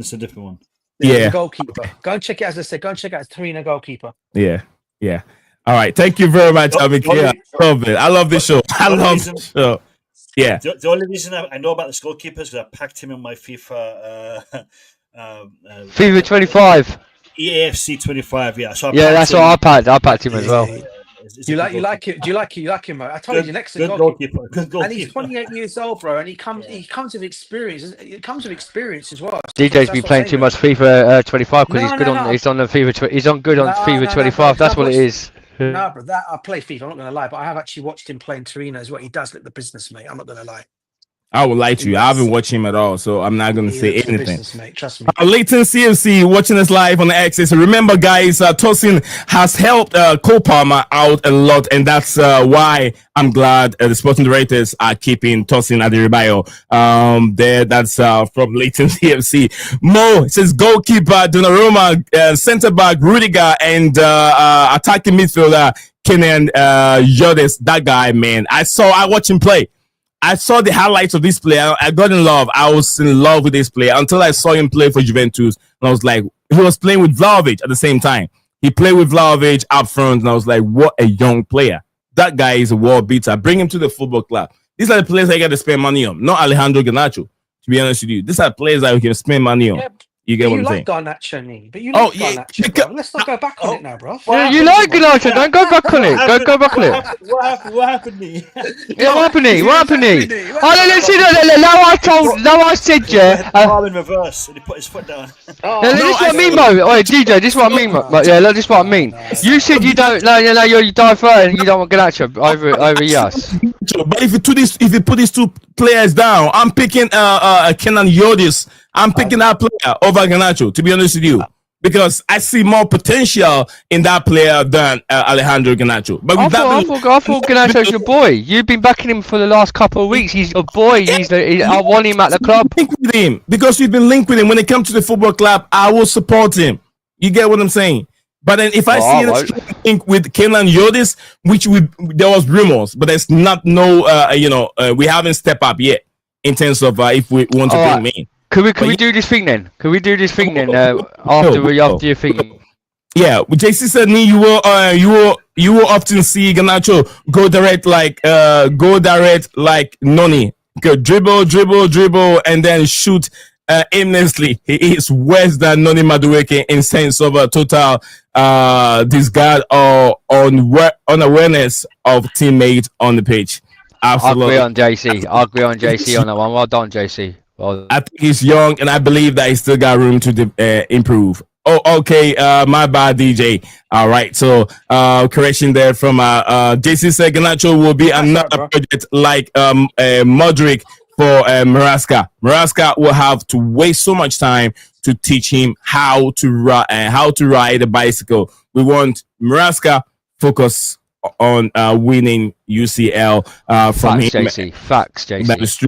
Savic, Torino goalkeeper, got a match. Thanks, DJ. Sorry for the confusion there. Big up to you, Mikhail. It's all good. All right. Can I just say something to you and Mo quickly? Mo, you know you were talking about Yildiz from Juventus, right?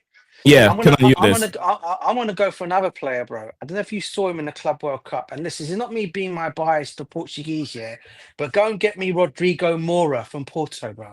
Now, that kid is a talent, if you saw him. Have you watched the Club World Cup? Did you see it? Oh, Rodrigo yeah. Moura? Rodrigo Moura. DJ, you know that he's not going to start in our game. He will be on the bench. But he's just quality, mate. No. Quality. Midfielder. We got the best midfielder already. Winger. Left winger, bro. He's not ahead of any of our players we have here. DJ, he's a good player. He's not. He's a good player. I'm not saying he's not. I'll debate that. He's not ahead of our players that we have in the squad now. But would Garnacho be ahead of any of the players that we have in the squad right now? Yeah, where do you fit in? Nah, bruv. He will start. He will start. He will definitely start. And he will start. Yeah, but the player what DJ said, no, he won't start. No, he won't start. Oh. I've never said Garnacho is ahead of the players that we have now. I said he has room to improve. To become a better player. But yeah, he's never going to do that. He's never going to do that. It's a bad attitude. All right. Can we right? I want to start. Right, with knee. Dan wants to do it. Dan, go for it. But big up to you. What's his name? Big up to Techi David. Big up to you. I know you're watching this probably all the way back in GH Accra, Ghana. He says the guys very good evening. Probably perhaps I don't know. Perhaps I don't know. All right. The show may know. May know how many players has Chelsea already signed. And you're asking how many players has Chelsea already signed out? I don't know. I think it'll be around 5 or 4. Would I say 4? I think 4. What was that? It's asking how many players has Chelsea signed so far. I think it's 4. We signed 3, didn't we? It's 3. Look, if you think about it from this way, so look at it this way of all the players, right? So some that we've signed already in this window have been loaned as well. So look at Asugo, you look at Quenda, who we signed as well. No. Players that we signed this summer. This summer. Yeah. What? Well, not all the players. That's what I'm trying. I'm naming all the players, bro. Because that's more. Yeah, this summer window. No, he was not who we bought this summer. This summer, how many players have we bought this summer? We've the players you mentioned were previous window. Well, we bought Saar, but we loaned him back to Strasbourg now. He's gone back to loan in Strasbourg. So look at you got Gittins 1, you've got Pedro 2, Delap 3. Who else? And then Saar, that was 4. That was Saar. But he's gone. And he's gone back. Okay, Sugo was when before. So at this moment in time, I think we've only done 3 plays, haven't we? No, 3 players. No, 4. More than 4 players. Yeah. Pedro. Pedro. Delap. Gittin and Saar. Oh, Pedro. So that's 4 then. That way. And then the one from Brazil, the other guy from Brazil. What's his name? No, that's the one that just scored the goal for us. Joel Pedro. Yeah, Joel Pedro. So Joel Pedro, Liam Delap, Saar, and that's 4. There's 4. Gittins and Gittins. Yeah, it's 4. Yeah, 4. But now we've just loaned Saar back to his normal. He's back to his club, Strasbourg. Yeah. So thank you very much. I would have done that. Dan, we want you to let's get this now out of your way. Yeah, I'm gonna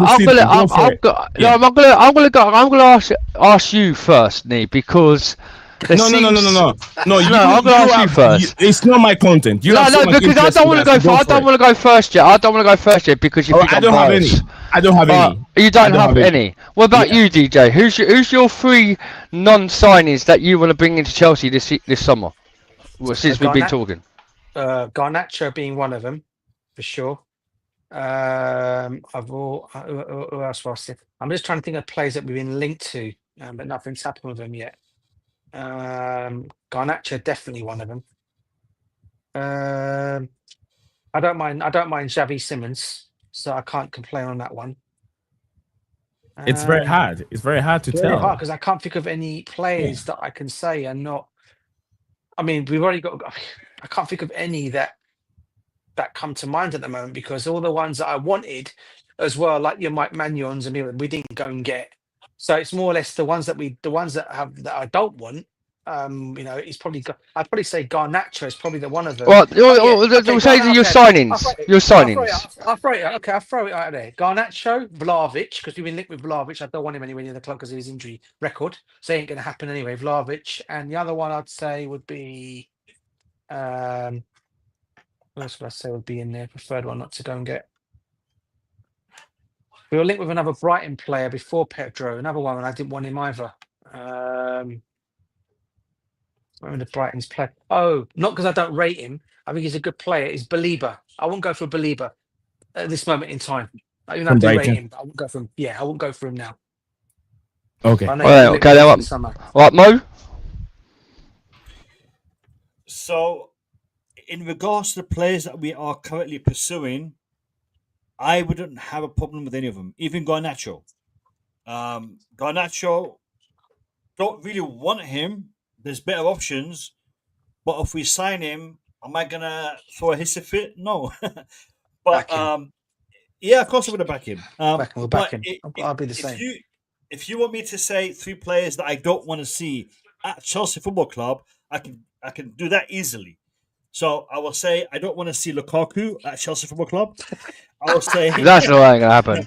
I will say I don't want to see Courtois. And by the way, Courtois was linked for a little while. Yeah, it was. I don't want to see Courtois at Chelsea Football Club. And the third one, and again, controversial because he did score the Champions League winning goal for us. But I don't want to see Havertz at Chelsea Football Club. Yeah, 100%. See with me then, Mo. See, like you're talking about the Lukaku's and the Thibaut Courtois. Yes, we was linked with Thibaut Courtois, but I wouldn't want to see that. If it was me, it'd be Garnacho. I don't want him nowhere near the club. Mark Guy from Crystal Palace, the centre back. Don't want him nowhere near the club. He's ex-Chelsea, bro. I don't care. I don't want him near the club at all. I don't want. Yeah, I don't want to near the club. The people say he's a bad player. I've seen him. He was good for England, but Crystal Palace. He was poor when Chalobah was there. And there's one more player that everyone's forgot, who we've been linked to for the last 2 decades. Who's that? Yeah. Do you want to have a rough guess, DJ? Have a think about who I'm going to say. We've been linked with for the past 2 decades. 2 decades. 2 years. What position, bro? Osman. Not Osman. No. What position does he play? What position? He was a midfielder. Dan, do you have music playing in the background?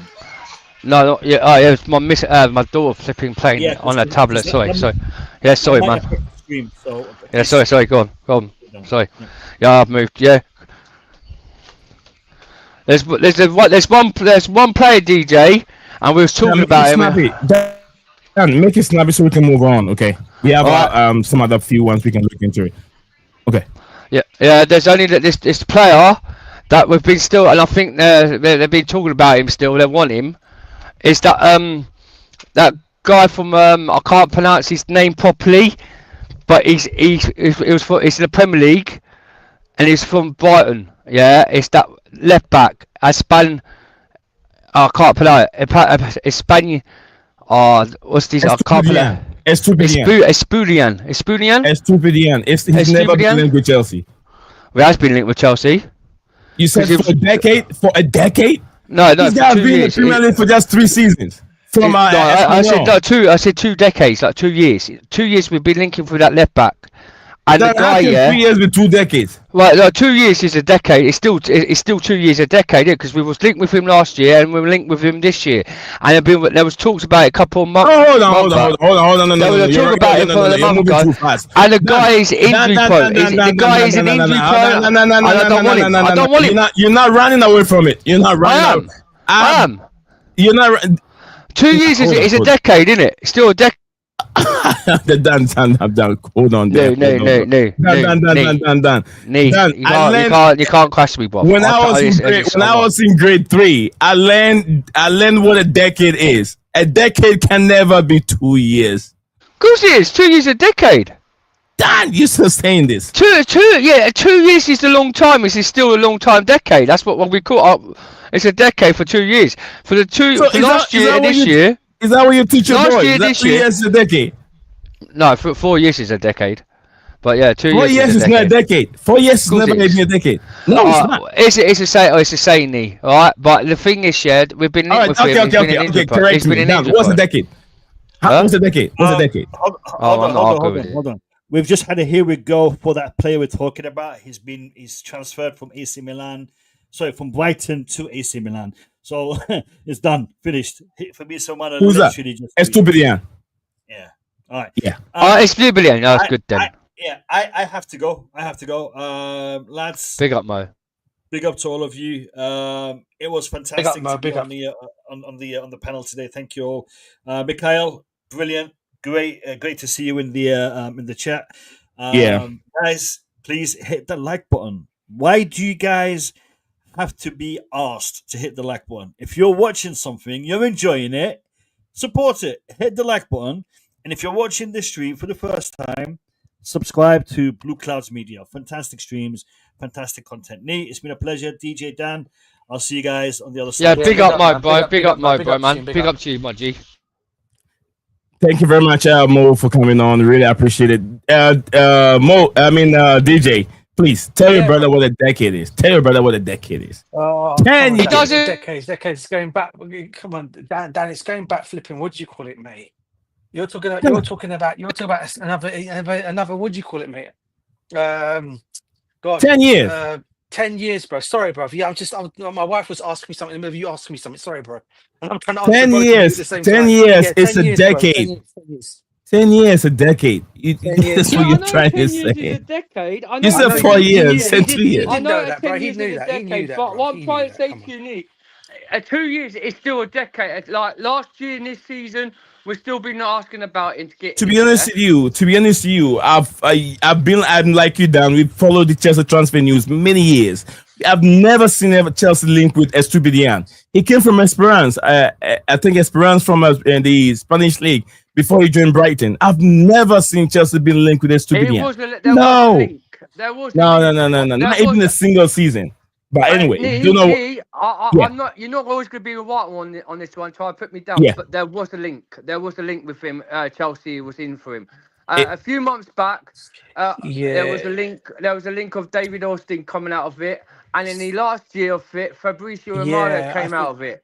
I think it came out on his YouTube channel. Do you know what it was? You know what it is, Nia? I go with Dan on that because you know in the very beginning when we had old Jellyfish Pot who came to Chelsea, yeah, he was more or less going from all the Brighton players, and he was one of the targets that we wanted to go and get. Because I never downloaded a video, a picture of this player. Never did I even make a shot. It wasn't. When I say he was in the background, what they were saying is Chelsea are looking at a load of Brighton players, Stupio being one of them, but his name wasn't actually out there to say yes, he's actually a link. His name was just probably mentioned amongst the other players that we liked at Brighton and admired apparently. So that's what Dan I think is talking about. I think if it's the one. All right. That's when Graham Potter first came. Thank you, guys. Yes. Thank you, DJ. Because I know, because we heard, and a couple of months back, there was a rumor about it as well. Like there was interest in him, and because he was an injury prone, and because other clubs were interested in him, Chelsea backed down on him. Now Now Mo said, yeah, there was here we go. He's now gone to another club. That's the player I didn't want to bring in because he was an injury prone, and that's why he didn't get much games at Brighton. All right, thank you very much, DJ. But guys, if you're watching this live, a lot is going on here. Leipzig, like I said, we'll be looking at some few players that will be exiting Chelsea Football Club, as it's been reported.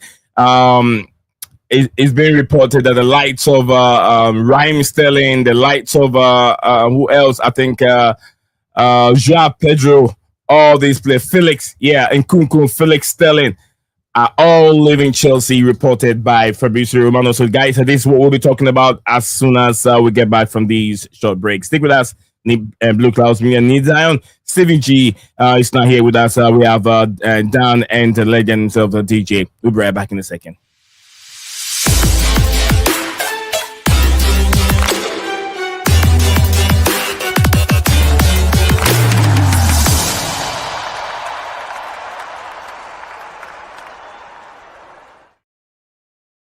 All right, so now is the time that we'll be looking at some outgoing players from the club. Some outgoing players. A lot of players will be leaving the football club as of now. So whilst we look into that, let me go through the comments here. The comment that we have on the screen. One from my brother Mikhail said, I think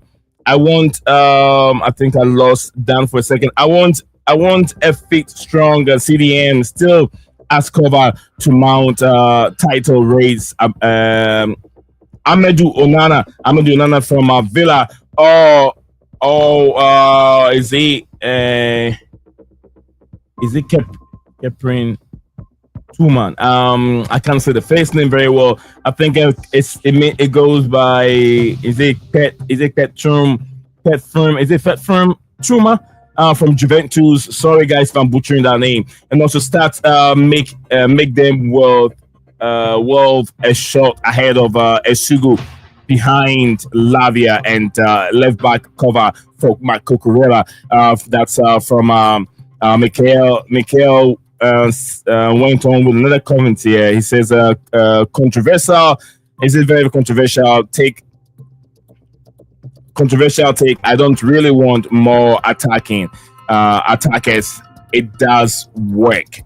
I'm not really getting that one, or either I'm not reading it well, but I'm not getting that comment. It doesn't want more attacking players, but it works. Okay, I get it now. All right, we need a goalkeeper and start left back, LCB left center back, solid cover more than we need.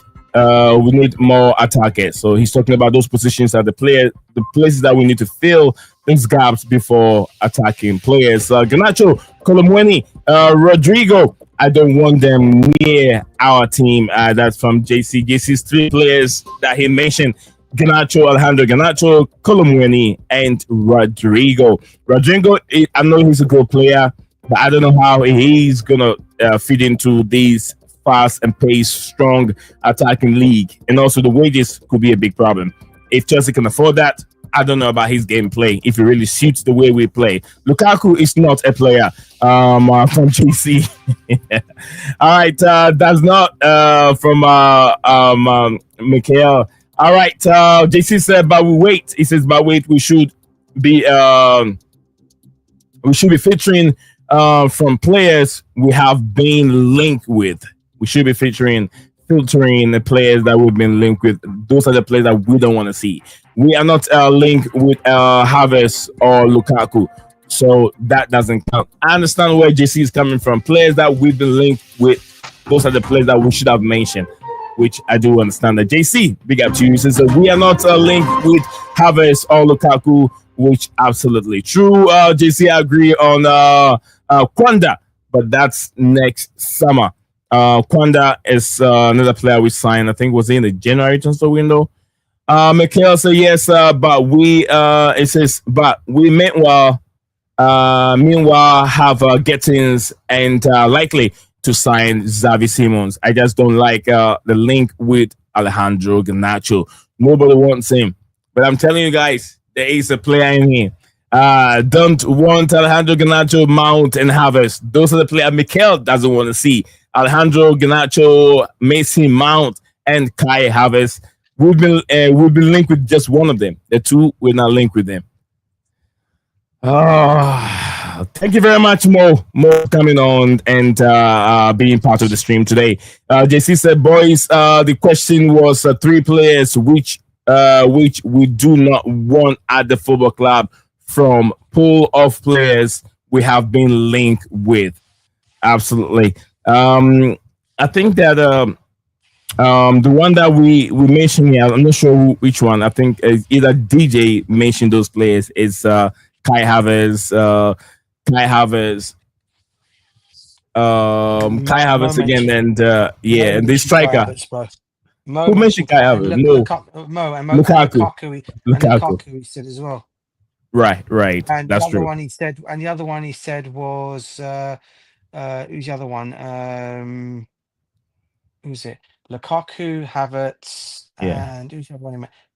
He said Courtois. I think Courtois was the other one he mentioned, the third one.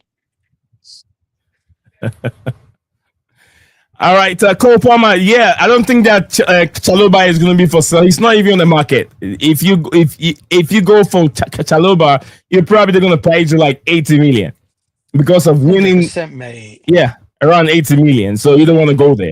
He ain't going to go anywhere. And I agree with Cole Palmer. I don't want to see him be sold, but I think what it is because comments are coming out in the media saying that is a possibility that they don't want to sell him but are open to offers. I think when you see that kind of thing, I think that will start making Chelsea fans ask that question. But why should we even be open up for offers for him? It should just be no, he's not for sale. End off. Because I don't think Maresca wants to lose him personally. And I don't understand why we are trying to pick a flogging him for. Why mention of him being, as an option should a good offer come in? I think I disagree with that totally. Yeah, thank you very much, DJ. Jackson is probably leaving too from Cole Palmer. Mikhail said, not sure if it's my Wi-Fi, but stream is lagging. It could be, over here it says the network is very strong, so probably the Wi-Fi. When it happens like that, I just turn the modem off and then turn it back on after like 5 seconds. 5 minutes, sorry. 5 minutes. Cole Palmer says Maresca doesn't want Alejandro Garnacho from Cole Palmer. Mikael said my Wi-Fi. Yeah. Okay. DJ, you said Cole Palmer said doesn't want Alejandro Garnacho. No, he said Maresca doesn't want him, and Maresca I agree. Doesn't want Tell me one thing, Nee, right? We've got something now going good at Chelsea, right? We've just won the Club World Cup. We won the Conference Cup. Okay, cool. Whatever people want to call that trophy, we still won it. Why do these directors have to put their foot in everything and ruin it all and force the player on a manager that he does not want? So when Stanley's saying, I'm still begging for Garnacho to come, he's even doing a dossier, that tells you more how desperate this guy is. Is he the manager or what? I mean, what are we doing here, mate? If I was Maresca, I'll tell him one thing. Like he said in the media, how do you say F off? I'll be telling him that. I'll be telling that to Win Stanley and Stewart. How do I say to you guys, F off? This is my team. I want the players, not you guys. You're not picking the team. It's me. Yeah, if he doesn't want someone like Garnacho there, why are they trying to force the player on this guy on the manager's head for? What, to cause problems? I mean, I don't sometimes understand when things are going good at a football club, why do they need to step in and try to destroy it? When we don't need that now. We've had too much controversy surrounding our football club ever since this ownership has come in. We finally had it settled down a little bit now. Okay, but these guys still want to come in and ruin it. These two idiotic directors, like Steve says to them. Big up to Steve, by the way. The Chuckle Brothers. They don't need to ruin it all. Step backwards and let your manager do what he wants to do. That's how I look at it, anyway, man. Sorry. Just makes me right when I hear that. No, you're right. You don't have to be sorry. Yeah. They're desperate for him. God. Mikhail said, Will Stanley sounds like he's getting kickback or doing favors for Alejandro Garnacho agents. I don't know. But guys, also we gotta look into that. I don't know if that one of the top agents that is training right now, the guy in charge of Moses Caicedo, a lot of top players. I don't know if he's the same guy in charge of Alejandro Garnacho. I forgot his name. Is it Hato, whatever his name? I'll tell you what his name is. I've got it right here, bro. Ali something. He has a Ali something. I don't know. His name is, tell you it is, it's I think I might have him on my something, screen. no, it's something Barrett. It's Barrett. Surname's Ali Barrett. Barrett. Right? Ali Barrett. That's the guy. Barrett. Yeah, that's the Yeah, one. Ali Barrett. Let me see. I have a picture. I have a picture that I did earlier on. He's probably going to be in there. I don't know if he's the same guy in charge of Alejandro Garnacho. If so, that is what he does. You have to help him out, get your player to your club. Then he helps you. He also helps you out when you want a specific player. You go to him, he'll help you get the player. I think that's what I'm reading into it. That is what he wants to do. Get Garnacho to a good football club like Chelsea, and then in the future, if Chelsea want any top center back, right back, Ali Barrett has that player. He'll bring him to you. That's what I'm trying to read into it. But we helped Manchester United out with what's his name last season, didn't we? With Sancho last season. Yeah. Even though we didn't buy him, we still helped them out to take him off their hands for the season. All right. Doesn't mean we have to do the same thing with the Garnacho as well. I mean, what's next? They're going to come around and help us. I wonder if they're trying to do all this they're trying to do to eventually put big money down and try and sign Cole Palmer from us, because he's a Manchester United lad. He's a United fan. And I just sometimes wonder there's agendas behind all this. Do you know what I mean? Because that'd be the worst thing ever to ever happen. I'm not saying it's going to happen, by the way. So Chelsea fans in the comment section, don't come at me. I know it's not going to happen. I'm just saying, why are they trying to put all these things in the way? We helped them out already with Sancho. We don't need to help them out with Garnacho. But as I said to you before, Nee, if Garnacho turns up at Chelsea, I'm not going to hate on the player. I'll support him, as I do with all the players that come in, and see what he does. But at the same time, as I said, I don't want him at the football club because I just don't think we need him. Personally, I just don't think we need him. Okay. That's just my take anyway. All right, DJ, before we wrap up, let's just go through this one real quick. Nkunku, Felix, Sterling. Yes. And it's been reported that all these three players are leaving the football club this summer, reported by Fabrizio Romano. Which of these players, if you have the power at the football club, would you keep? Nkunku, Felix, and Sterling. Mate, I know you're gonna say this is you. Oh no. Just be honest. Just be honest. I'm being honest. I'm being honest. I know the competition is going to be between Nkunku and Felix. I'll tell you why, bro. I'll tell you why I'm going to say João Felix here. It's not because of the Portuguese hat of mine right here. So anyone coming at me in the comments, don't say that because of his Portuguese hat. No. It's not about my Portuguese hat. The reason why I'd like to see Felix at Chelsea, because I just want to see him get given a chance with a run of games and see what he can do. And if it doesn't work out, by all means, you can sell him in January. I just want to see him get given a proper chance. That's all. We've seen Nkunku get the chance. Clearly, it hasn't been good enough, despite me saying I think he had an excellent Club World Cup, but they still want to flog him off. I mean, so for me, it'd be between keeping those two and getting rid of Raheem Sterling. I mean, I thought of Leverkusen. If we can get 20 million for him off the book, get his wages off the books and 20 million to Leverkusen, bruv, I'm taking that all day long. Sell him. Yeah, sell him for that money, yeah. Raheem, I think he's got 1 year left on his contract anyway after this window. If we don't sell him this summer, he goes on a free next summer.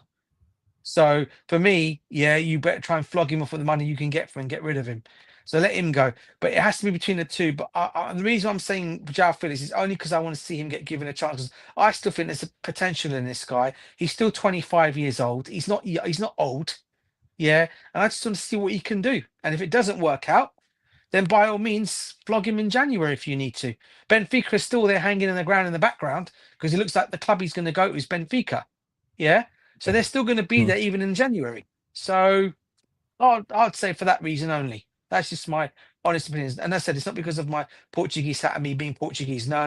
It's because I just want to see him get given a chance. That's all. And I don't think he has been given that at Chelsea.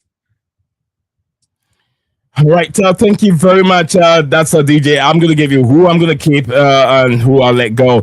Within these two players, just going to keep one player. HA, big up to you. He says Nkunku outside from him. And I think this is Preach DJ from Mikael. What I'll do is, look, if I've looked at these three players, Nkunku, Felix, Sterling, these two players, to be honest with you, they have a lot of experience in their side. Sterling, I would never even going to get him near my football club because he's been very, very bad the hypes of what Chelsea had before signing him, he made the media work in America and all that, has never lived up to expectation.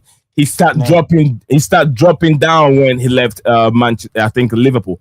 No, when he left Manchester City. He was that good, but Pep saw something that this guy is just regressing, is not progressing. So just I'm gonna let him go. Chelsea spent 60 million on him, and we haven't really make much from him. He hasn't improved the team, and he's been that very bad. And I think he's down on the highest level. I mean, if you have if at the age of 25 you already have like 6 kids already, how do you expect him to improve? He's never going to improve. 6 kids at the age of 25. I mean, to be fair to him, I think he did score in his first season. I think he got a good lot. I think he got what, 12 goals in his first season, 10 goals or something like that in his first season. So he did okay for us in his first season. Just after that, he kind of like went a bit downhill after that. It went down. The penalties and he skied the ball. We're still looking for that ball. I've seen people to UK and they're still looking for the ball. But they're always taking money from you because they said they can't find the ball. They're still looking for it. Honestly, bro. We're so bad, honestly. Oh, DJ, you know how we do it here, DJ. You know this platform. We send people out to go and look for that ball. And they're still looking for it. They haven't found the ball yet. Yeah, they're still looking. They said it went beyond the shed end all the way to the Martin Haden area, and they're looking. They've been on all those places. They're looking for the ball.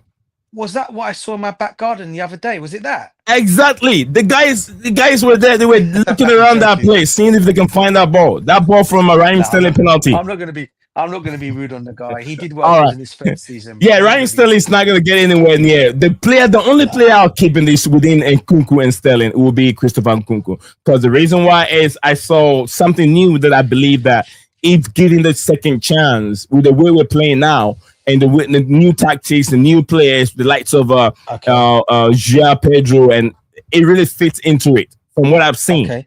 That's the only reason why I'll keep him. I'm going to come back at you on something now. What did you tell Dan in the stream today? So you can remember. I've been speaking a lot. Remind me. If I say something wrong, you got everyone to just... Yeah. Well, who are we signing? Who are we going to be signing in probably in the next day or so? It'll be very, probably I'll say Xavi Simons. Right. And what did you say to Dan earlier on in the stream?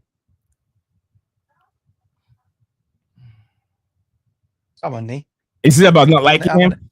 No. I'm going to get you on this one because you put your foot right in it again, bruv. But I'm going to tell you after because I speak a lot, DJ. I speak a lot, so help me. Basically, your words were you can't have Xavi Simons and then Nkunku in the same team. That's what you said. Yeah? I did. I remember I said that. So now you're going back on yourself and say you'll keep Nkunku at the football club. It's a different scenario here. I understand what you're saying. The reason why I said that. The reason why I said that is he said Nkunku and Xavi Simons have played together in RB Leipzig. Come on. No. I'm trying to explain the reason why I said that. He said Nkunku, those two players have played together at RB Leipzig, and we want to see them play together here. And I said, how do you have those two in the same team? But the reason why I'm keeping Nkunku, I explained to you, is because I said these 3 players. But if you said, okay, now if we have right now we don't have Xavi Simons, so I'm giving you a player I'll keep because we don't have Simons. Oh, okay. Yeah. Okay. If you have Simons that way, okay. Then I'm not keeping Nkunku.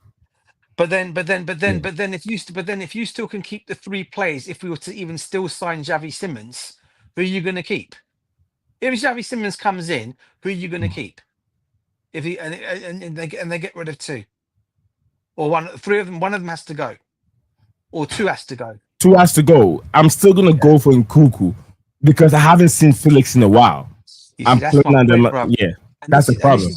This is what I'm trying to say to you, bro. You haven't seen him in a while. That is why I'm saying all the more reason to give him a chance. Because I tell you what, you forget this guy just needs to be for me, and I'm not just saying because I've seen this kid play. I've seen João Felix come through the ranks in Benfica, right? I mean, I've watched him enough to know what he's been like since he was a kid playing from the Benfica ranks. Yeah, he's been absolutely brilliant, right? He was always the next big thing coming on stage after Cristiano Ronaldo. There was talk of him being the next big thing because you had Ricardo Quaresma, you had Cristiano Ronaldo, and then he was the next best thing coming out. Obviously, Luis Figo before that, yeah, and then obviously you had You had Paoletta as well, who was in there as well. Another good player, Portugal striker player, legend. Obviously, Sabia, everyone knows as well. But Yeah. he was like the next best thing coming out after Cristiano Ronaldo. And for me, I just think that he's made bad moves going to Atletico Mhm. Madrid when he did. He should have gone to Barcelona at the time when they also came in for him. All right. But I just think this is why I think because of the plays that we've got in this team and the fact that we've got the connection as well of Neto already there, you got Jab. These guys, I think, can really link up and do really, really well for me, mate. And this is why I think he needs to be given that opportunity. And people say, "How do you fit him? He's a luxury player." You can fit him into a team if Maresca really wanted to. He can fit into this team easily. He's not. I want him. People say, "What's his best position?" For me, you can play him as an attacking midfielder. You can play him anywhere off the wings, or Yeah. you can play him as a second striker. So either way you look at it, there is a position for him in this team. I just think he just needs to have the right manager. And I wish Maresca would invest in that just to give him that opportunity to do it. Because I reckon if he gives him a chance in a run of games, this guy will not let you down. He will not let he will not let the team down. He will play brilliant, but he just needs to have that arm over the shoulder to say, you know what, if you made a mistake, yeah, don't worry about it. You go again. But if our manager's not going to be like that and he doesn't seem that way, then it's never going to happen. And that's what he's doing with Christopher Nkunku at the moment, isn't he? I think all Yes. Christopher Nkunku ever needed was an arm over his shoulders, but he never got that. And I think when you don't get that kind of thing from your manager, yeah, because one thing about Jose, his man management when he was at Chelsea, the one thing he Yeah. used to always do is put his arm over the players and just tell them how great they were and how great they can be. You need that Okay. kind of manager. Yeah, and I think Maresca can have that in him, but he needs to trust in his players a little bit more, like a Felix or like a Nkunku, for me. Thank you very much, DJ. Big up to you, David the Goat. Says Xavi Simons to Chelsea. Here we go. Fabrizio Romano. I don't think there is a here we go. Yeah. Don't think yet. I'll check. I don't think so. David, he said he's joking. He said he's joking. Oh, he's He joking. put Oh, up another comment. Yeah. all right. A big up to you too. I want 2-3 love you forever. She said, big up, guys. I hope everyone is doing well. Thank you very much. I want to love you forever for joining us on the stream today. The queen of the channel. Really appreciate your time. Although I know you how busy you are, but you still find time to join us on the show. Sell Chalobah to find Garnacho. No way. I won't do that. I will never sell Chalobah. That one alone, Mikhail, I disagree with you. It's a sell. I know he's messing with me. I know. Rich Moneymaker, big up to you, Rich Moneymaker. Rich Moneymaker at Michaela at CFC at Chelsea team. All right, so okay, there's a communication. Sorry. I'm hearing this with Stanley would sell Trevor Chalobah to found Garnacho from Rich Moneymaker. That is not happening. Bruv. Right, you got to laugh at this comment, bruv, from Victor Eucharist, mate. You know he joined Arsenal today, right? Yeah. I mean, I have to laugh at this, mate. Victor Gukris. I've won everything in my career except the Champions League. That's why I chose to join Arsenal. Lord. Really, mate? So when did Arsenal win the Champions League, mate? That's a stupid comment. You've won everything in your life except the Champions League. And Arsenal Football Club has never won it. And so what's the motivation of joining Arsenal Football Club? Oh my days. That's got to be the funniest comment of the day. That has to be the funniest of them all. Yeah, that's why. Yeah. And Arsenal fans are probably creaming all over this, right? Yeah, man. Yeah. We're going to win the Champions League. I mean, oh my God, what is this guy thinking, mate? You've joined a club that is not even nowhere near Europe's elite. Even their rivals, Tottenham, have won more European trophies than they have, and that is embarrassing in itself. This is why I said to Arsenal fans, don't worry about Chelsea, bruv, because Chelsea have won it all. We've won every trophy on the books. But DJ, let's go back to Gyökeres. What else has he win? What has he win? I would worry about Tottenham next season, bruv, not Chelsea. Don't worry about Chelsea. You're not on our. They're not on our levels to talk about Champions League in Europe. Right now, there's no football club in this world that's on our level. That's no other football club. No one. You know what I mean? And this man's coming out with, I chose Arsenal because I've not won the Champions. That's why I chose to join Arsenal. Oh my days, mate. That's hilarious. I mean, come on, Gyökeres. Let me send this to you, bro. Yes, you don't think I'm what do you calling you? Yeah, but just check this out. Even you laugh at it, bro. Come on, I'll send this to you. Yeah? Let's look at that, then we can wrap up for the day. We'll be here forever. I've just DM'd it to you, bro. Have a look at it. Have a read of it. Put it on the big screen if you want, so everyone can see. Okay. So everyone can see. Yeah, go on. Okay. Let me go for that. Is that coming from Twitter? It's coming from Football Central, yeah? This is what he's basically said in his comments. Okay. Football Central. Okay. Let me get it, TJ. In a second. I'm in your account now. Okay, I've got it.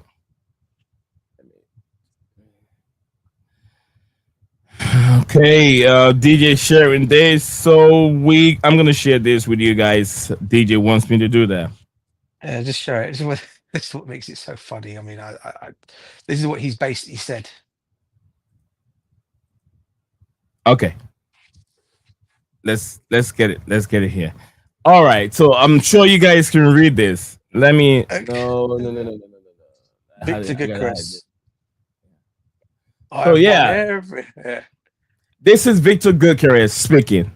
Gyökeres speaking. I've won everything. I don't know what else he's won. Being in Portuguese league, winning Portuguese championship means you've won everything. He has to go. He has to be on. And it's not even on Enzo Fernandez level. Who's won the World Cup? Who's won the Copa America?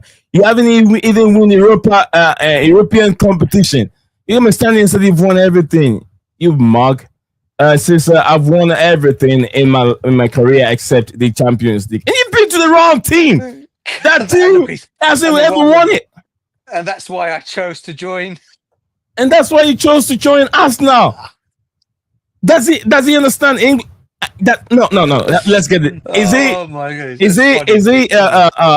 Was he speaking English or was he speaking different language? Or was it a lost in translation? Was it lost in translation? No, I want to know. His English is very good, bruv. May I add? He's very good. Because if I remember, he plays in a championship for a while. He did. So his English is very good. Very good. It's good. Yeah. No, dude. I don't know what's wrong with him. Look. I've seen something. I feel like he's going to be the second Højlund. No. I'll say one thing, bro. No. I mean, listen. The one thing, as much as I'm laughing and smirking at this comment, you can't take away what this guy is all about. He is an absolutely wicked striker. He's exactly what Arsenal need. Okay, I don't know about winning the Champions League, but they definitely need a striker that's going to score them their goals. And I tell you this right now, Arsenal fans, if you guys cannot challenge Liverpool and win the Premiership now that you've got Gyökeres up top, don't talk to Chelsea fans about winning the Premiership. And I said this already, and I'm going to say it again, and I'll stick to my bold prediction, yeah? And I'm going to stay to it.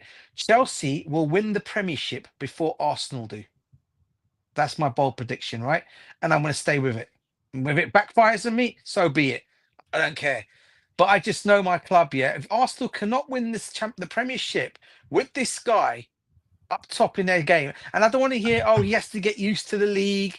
None of this BS, yeah. He's already played in England. The guy has already played for Coventry City. He played at Brighton. So he's got the experience already. Yeah. So then I hear this nonsense from Arsenal fans like you like to always do. Come out with your BS excuses that we're still going to be like we're challenging. Yeah, you got to win it now. You got him now up top. You got to go and win the Premiership. It's as simple as that. If you don't do that, exactly. Well, yeah, exactly. And they have to.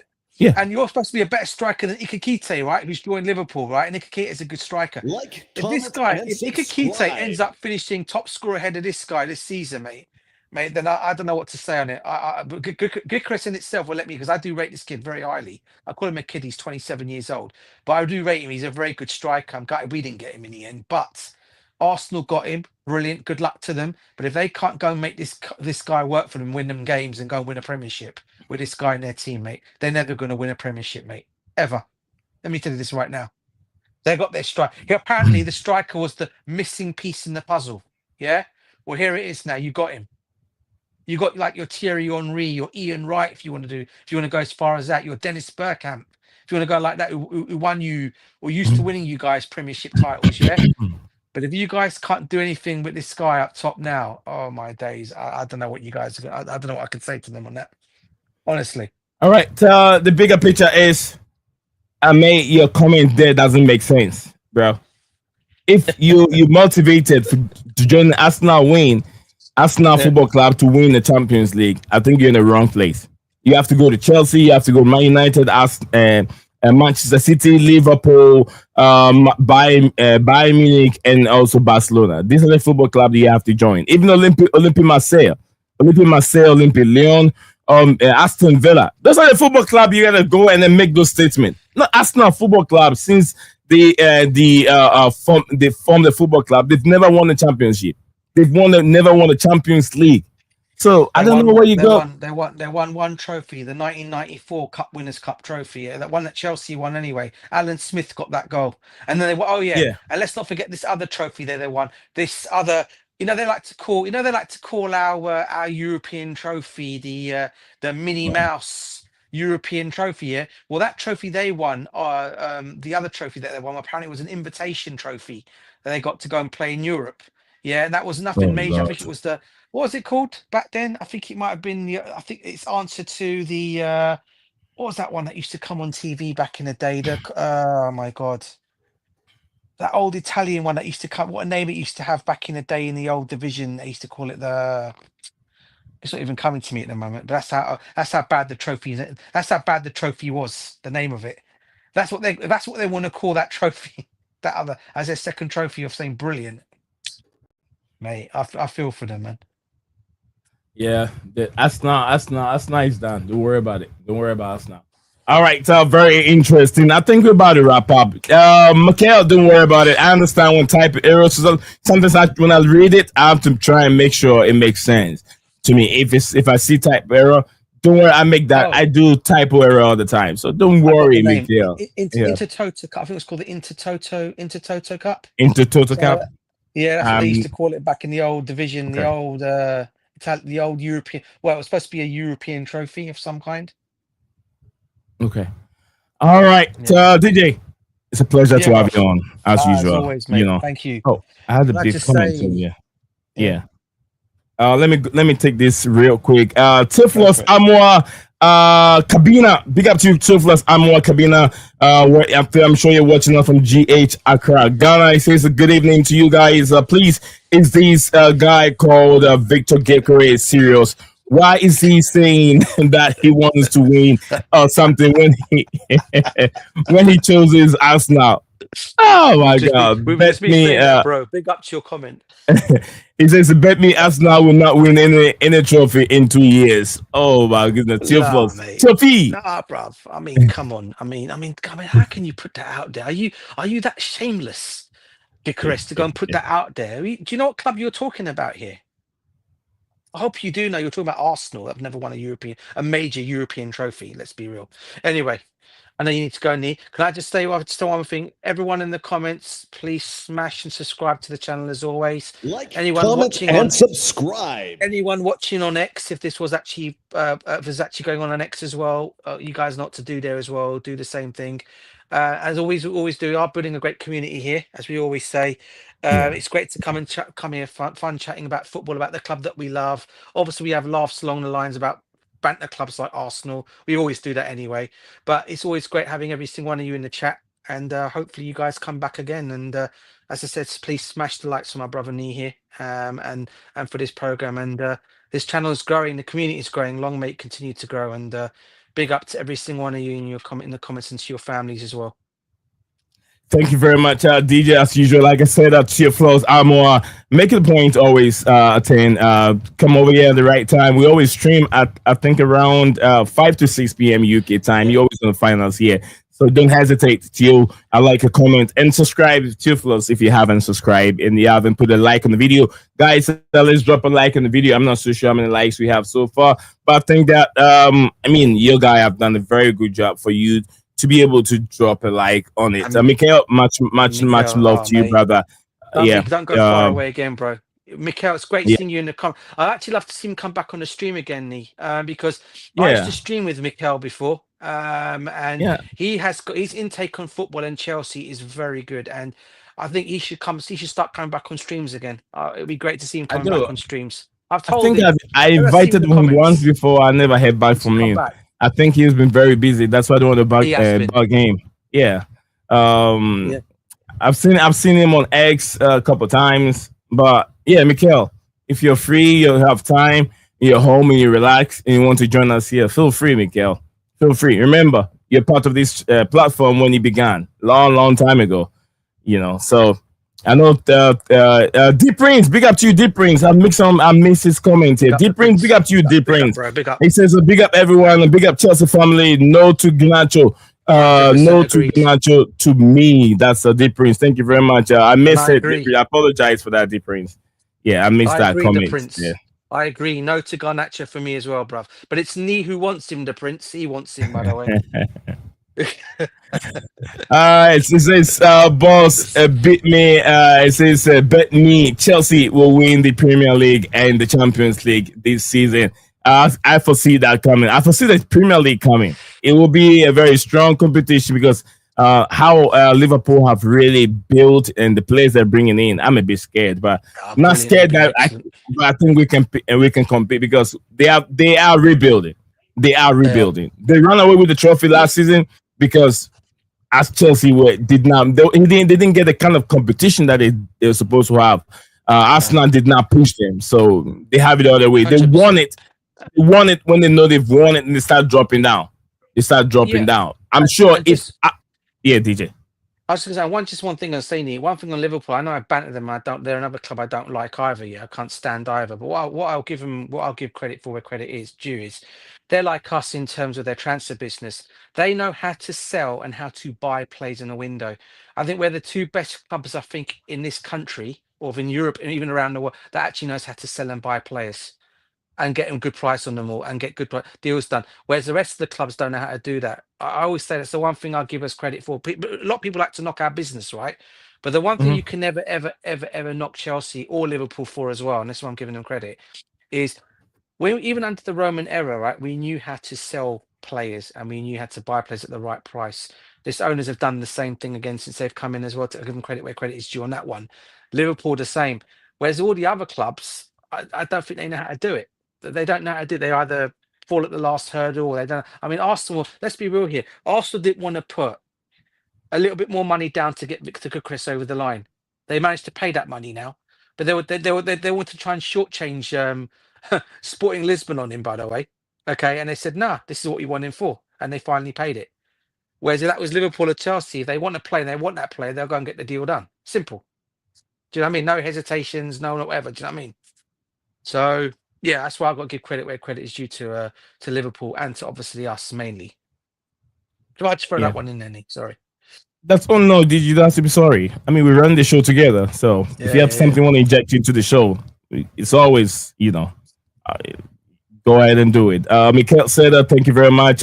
As they always say in London, is it Bravos? Is it Bravs? Is it Bravs? Bravs. Yeah, Bravs. Yeah, Bravs. All right. Thank you very much. Mikel says, all Bravs. Mikel, it's not London, yeah. Londoner. This is a bloody Londoner. Correct me, DJ. Bravo, bro. We say I think it meant to say bravo. That's French, isn't it? He should even know that because bravo. If he's saying bravo, bravo means good. It means well done. Bravo. Yeah, like good job. Canada speaks two different languages. They speak English and French. Part of the country is English, part is French. So see, in Romanian they say bravo. Okay, in Portuguese we say brava, which means same thing. In French you say bravo. Yeah, that's the same as Romanian. Because in Romania, obviously you've got Romanian language, and they also speak French in Romania as well. Mm-hmm. They're the two languages spoken. Because I didn't realize that when I was down, and my missus was telling me. She goes because she goes, she's Romanian, so they do speak a lot of French in Romania as well. And I was like, wow, when I say merci, because obviously merci means thank you in French, right? Merci. Yeah, means merci. Yeah, merci means thank you in French. They use that a lot. They use a lot of things in French there. So I didn't realize until I was there. So that helped a lot in terms of because I knew my French, so that wasn't so bad. At least I learnt French in school. So Yeah. All right, girls, ladies and gentlemen. I always say, and in every competition, whatever you start with, there's always going to be an end. This is where we're going to draw the curtains. I always say, little desperados, hang on to hope, everyone. hang on to hope. That's always what I live with. I live with hope, and I believe it will happen. If I'm pulling something, it's not coming. I know someone's holding on to it. One day he's going to get tired. He's going to let go, and it's going to be in mine. So I'm working hard. We thank you all for you guys making it possible. Those that watch us on X, those that watch us on YouTube, keep it coming. Support the channel, watching our videos, and subscribing if you join us.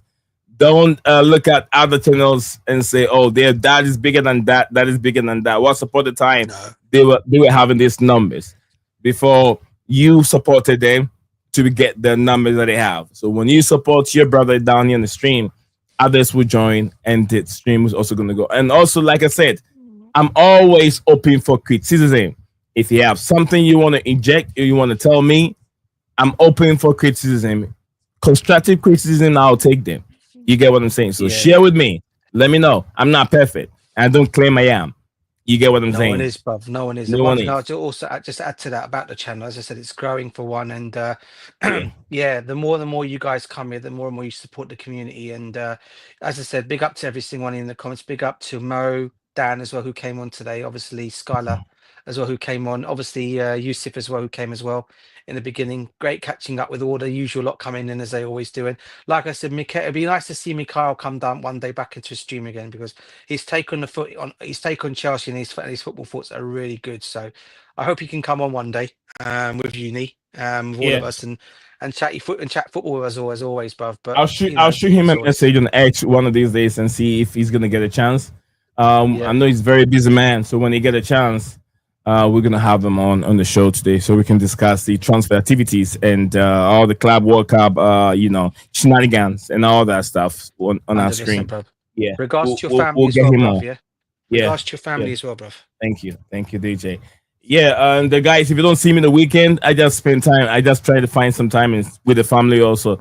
I don't want to spend, because when I sit over here, most of the time I spend 8 to 10 hours in the studio working on content, and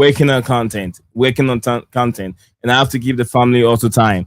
So when you don't see me, don't see that as inconsistency. No, that is not true. If I work on YouTube, I work on transfer news and sports content from Monday to Friday, and I take 2 days off. It's never inconsistency. No, that's not the right definition of inconsistency. I need to find time for myself, because these things, it can really hurt you mentally, and also it can burn you. Burning means you can get fatigued, you can get tired, and you can even run out of content. So you need to reset by taking a couple of days off, refresh yourself, come back again, and get the content going. But you make sure the time is Monday to Friday. You're always going to give that to the viewers and then the subscribers. Give them that. And in the weekend, they know you're not there in the weekend. They will understand your terrain in the time that you stream. So thank you very much for all that patience, everyone. And I hope to see you back again. And I want to say thank you all for those that subscribe. We almost have about 15 subscribers today. Wow. I want to thank you all. Yeah, almost about 15 subscribers today. I want to say thank you all for those that make it possible. Here soon we'll be heading into 5K. It's not far off, I believe. Come on, people. Hanging on to that hope. So 100%. You back tomorrow, bruv? You back tomorrow? Yeah. I'll be back tomorrow till Friday, and then a weekend I'll be off. Unless there's something. Yeah, Stevie will be back tomorrow. He's got to do some program on Tuesdays. Then he'll be back on tomorrow. Yeah. DJ, appreciate your time. Always a pleasure, bro. Always a pleasure, mate. Thank you. God bless you too, bro. Peace out. Take care, guys. Peace out. Bye-bye. Bye for now, guys. Thank you all. See you other time, guys. Bye. Take care. You are a winner.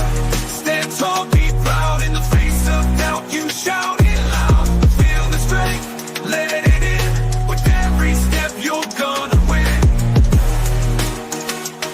You are a winner, feel no pain. You are a winner, feel no pain. Yeah, I woke up feeling like a champion. Every move I make, I got the stamina. Eyes on the prize, never lose sight. Grinding every day, pushing through the night. Got the fire in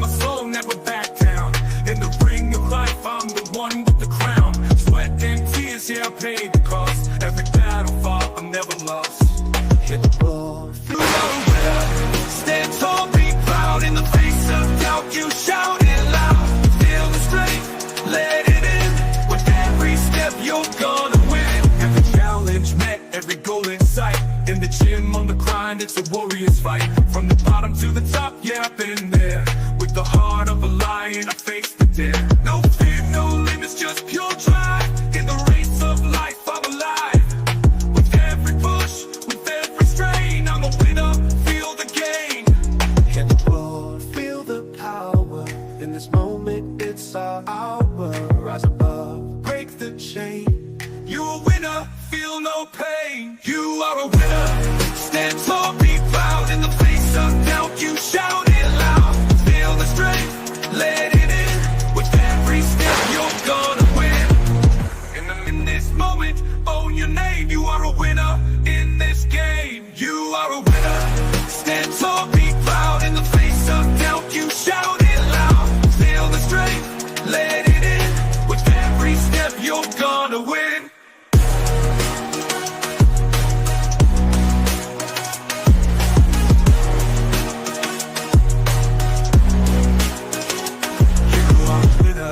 Stand tall, in the gym, on the grind, it's a warrior's fight. From the bottom to the top, yeah, I've been there.